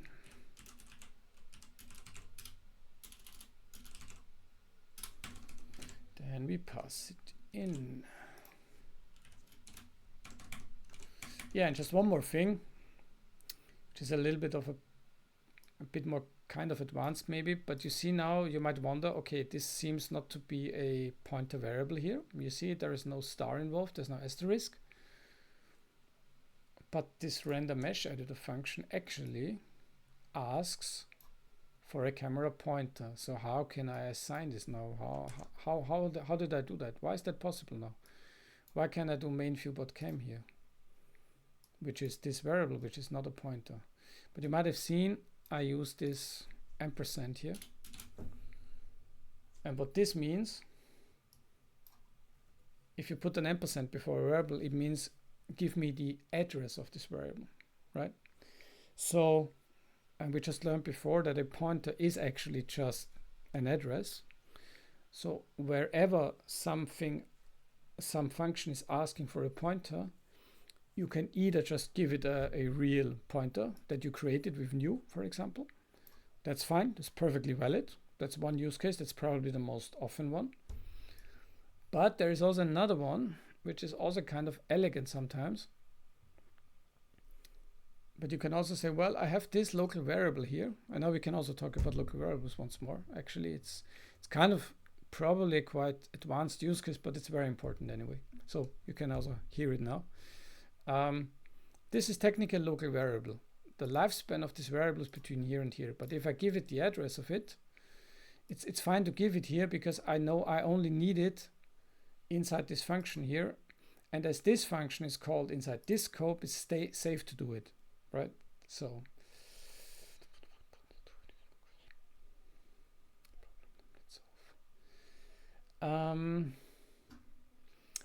I would not say, so your question is, and I'm just repeating it for anyone listening in the future also and maybe not following the chat. So is a void pointer the same as, so is it solving the same problem as templates do? I would say no, it is not. A void pointer is essentially like a wildcard, right? A void pointer can be very elegant in terms of that you can just declare. So you might have a function that is kind of like a factory function, as we call it. So a factory function is something that as a factory, it creates new objects, okay? And so this is why you might also think, and it creates maybe functions of different types. Yes, I mean, you're right in that. It can be any type, that's true. This is why I call it a wildcard. But the difference is for the template. I mean, the template is, it's a template, but if you want to use it, you also have to provide already the exact code for the different, at some place you need to kind of tell the compiler how it would then actually generate the code for an integer, for a float, for your own camera type, stuff like that. I mean, the main difference is that it's really, the templating is like a compilation step. It's like a mechanism that is happening before the program runs. And you're literally writing a template and you're telling the compiler to generate code then for different types. For every type you actually want it to do. And there is several ways to do it. But the void pointer is really just a pointer at runtime, which just says, well, I do not declare which kind of object it is here. Someone else in the code somewhere needs then to do some checks and hopefully knows what kind of object to expect here. So it's casting it, but it's like a void pointer is really something that has existed long before templates. It's a C thing. It's just, yeah, it can point to anything. It can have any size, and it's considered like dangerous. But sometimes it's just also a very elegant way to do things, and I also use it. But it's like a template is really compile time, templating and generation mechanism, so to say. And a void pointer is really nothing more than saying, well, something will come back. It can also be null, that's also fine. But it can be any object, can be any size, and it can be null. It's really like the ultimate wildcard for everything. And yeah. And the problem why it doesn't have the best reputation is because you can imagine it makes the code more difficult to read. If you would use this a lot, and you say you have a lot of functions that would look like this, if you have a lot of these, I don't know, there's a void pointer coming back, so essentially anything, and then you say do something, hopefully you give it a good name, and then you take two void pointers, whatever, parameter A and parameter B. If you see such a function prototype, it's kind of very hard to understand what is going on. Hopefully you can read a little bit out of the function name, but it's really not typed in a very tight way, so to say. And normally as developers, we tend to be as explicit as we can in every piece of information. So of course we have the name, that's fine, and we also have the name of the parameter, so that would probably be whatever, that would be the position, and this is probably some kind of speed or whatever.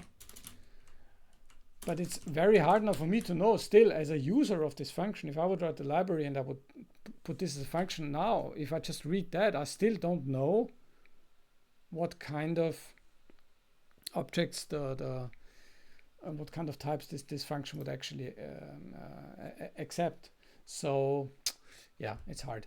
I mean, if you just do it like that, what's it, template, I think it's like that, like type name T, and you just say this, I would agree that this is also not very helpful, for example, right?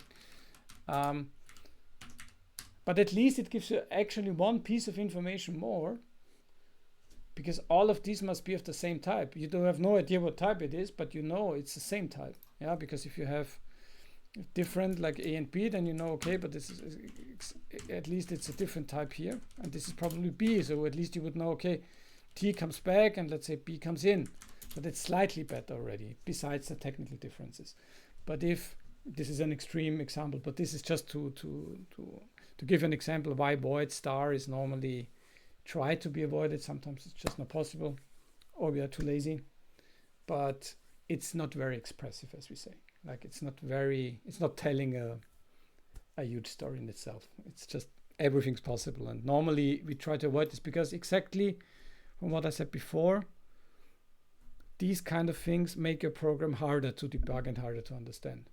Because if every function accepts everything, and you have a lot of if statements and probably in there. So this is one of the basic also difference between a template and a void pointer. Very often with void pointers somewhere in the body of the function, this would be just void star, you would then probably try to, it's just pseudocode now, but probably just cast to int and see if this fails, and if it doesn't fail, you know, okay, yeah, that's actually now an int, and if it is int, then you do something, and it's just the code gets very complicated and just deals with the different templates, whereas in a templated system you could essentially just write the code as it is, and you just do something like whatever. If you know that B can be added, then you can just say, and both are B's. Let's just don't make them pointers for now, just to make this a little bit easier. And for whatever reason, you can just say whatever the result equals position plus B. Sorry, position plus speed. And that's it. There is no if whatever. But with a void, I mean, either you do an if to try to find out at runtime which thing that actually is, or you just cast it to something that you expect now, but which is also kind of brittle. So yeah. But with a templating system, you would essentially just write the code, and then the compiler would then create this, probably if it knows, and it's kind of so clever to say, oh, he actually called it with a float and called it with an int and whatever, then I will create two variants of this code now. And if it's only called with an int, it's just one variant. And if it's called with 5 different types that all have a plus overloaded, it will create the code 5 times, and there is no if involved. So I hope this is helpful. So, okay, good. Yeah, let's see if this already works now, just out of the box now by providing the correct camera. Let's see. I think we don't need that anymore.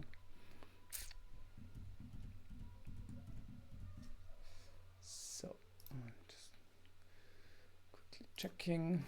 Okay. So there's a few minutes left. I think I have 10 more minutes left in the stream. So feel free to ask any more questions if you feel like it. So yeah, I think that already looks better, doesn't it?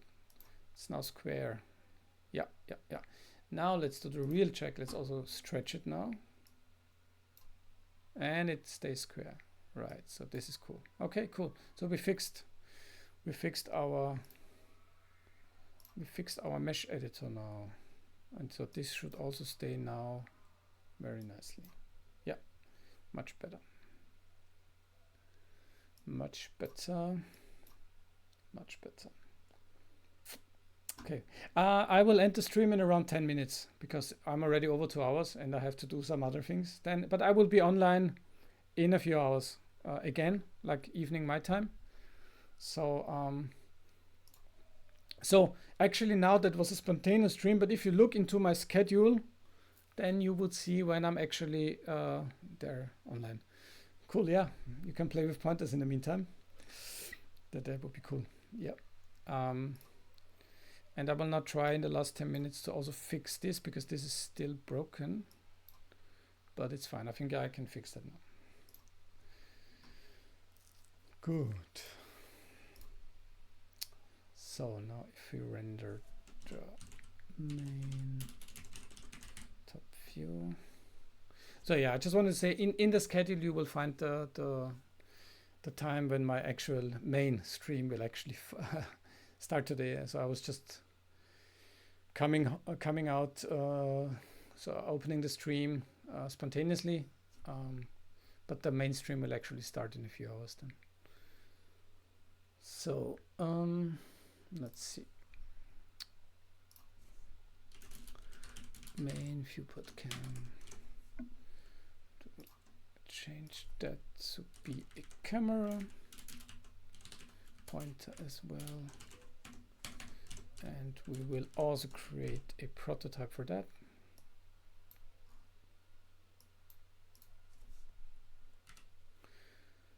Is it the mesh editor? Okay, no, let's.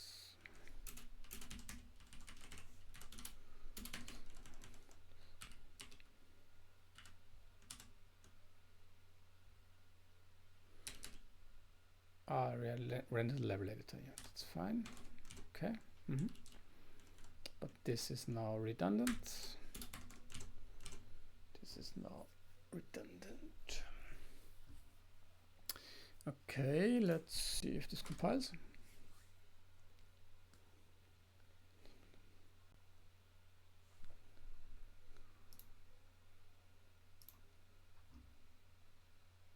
It does. Let's see if it works. Oh yeah, but I still need to actually use it. Yeah, I think I'm still not using it correctly. The level editor does not use it. Right.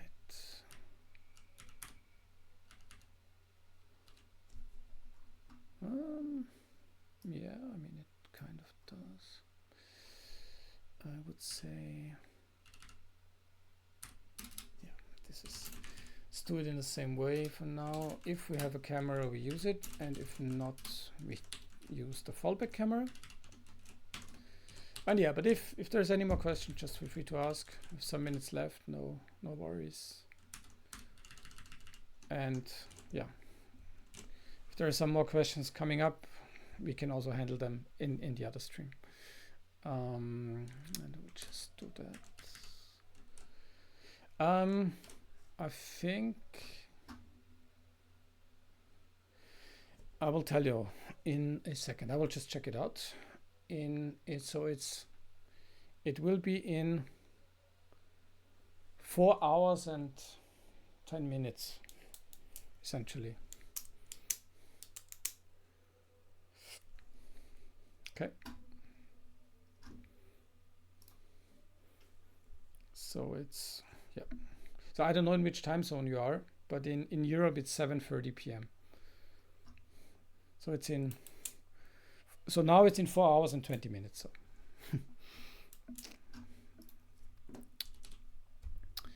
Good.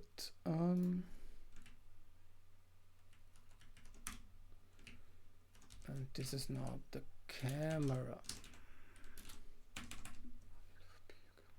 Okay, so it's 1 hour later. Yeah, fine. Okay, yeah, would be nice. See you again. Then let's just see if this works. Oh no, I already have a compilation error. Yeah, which is clear. It's just a typo.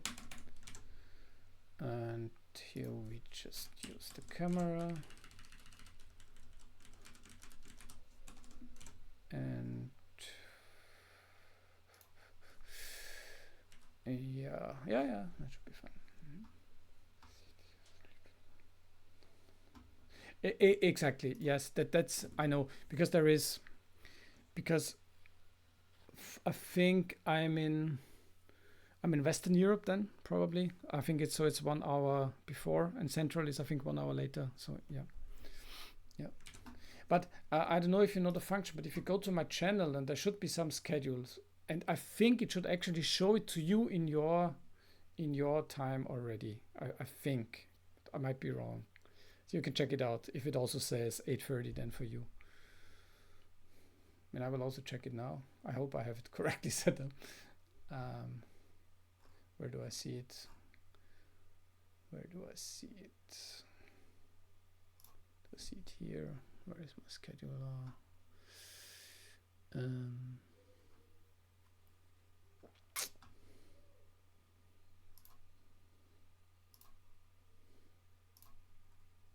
Channel, here it is. Channel schedule. Let's see. Because it should be. Yeah. You should see it in the schedule, actually.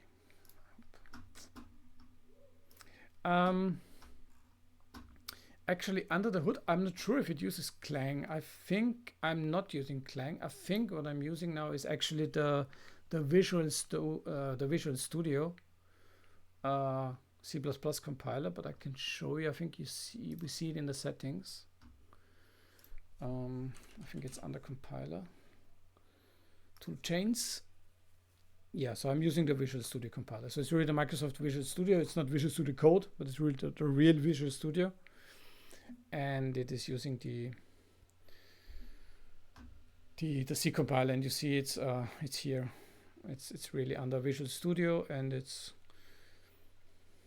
cl.exe. Yeah. But Clang is a good compiler, so if you use it, I think you're on the right track. For game development, I normally do game development always under Windows, and I also use DirectX, and so it's kind of natural for me to use the Visual Studio compiler, but Clang is totally fine. I think it's better actually than the Visual Studio one. I think so. Yeah, or the G++. Yeah. So it's the GNU C compiler. It's also very good. It's very nice one. Very modern normally. Depends on the version you use, but it's it's a very good one. It's also one of the gold standards. Yeah. Okay, so let's see if that works. That would be a good goodbye status if that actually works.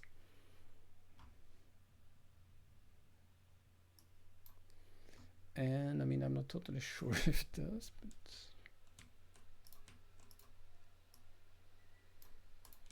okay, it looks a bit broken. Okay, for some reason my camera does no longer work. Okay, which makes sense because okay. I just found another bug, but I will probably then tackle it in the evening. But let's see if the actual. So I cannot move around my camera anymore, which makes sense. Yeah, but I guess it's okay. Let's see. It makes it a little bit more difficult to judge. No, let's see. No, this doesn't really easily work.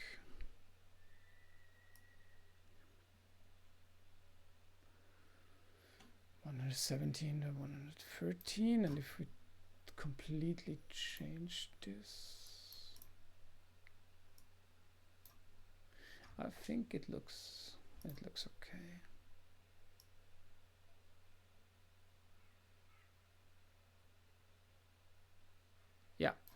I think we can consider this bug as solved, and the camera we will just fix in the evening then. Yeah.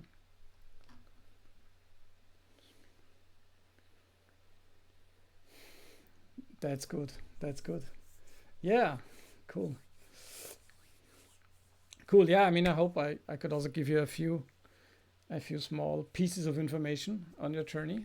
That would be cool. And yeah, so for now, anyone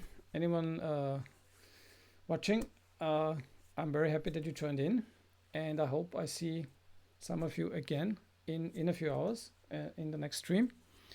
And thank you, Compass, and see you soon, hopefully, and enjoy your C development in the meantime and your pointer stuff. See you soon. Keep it up.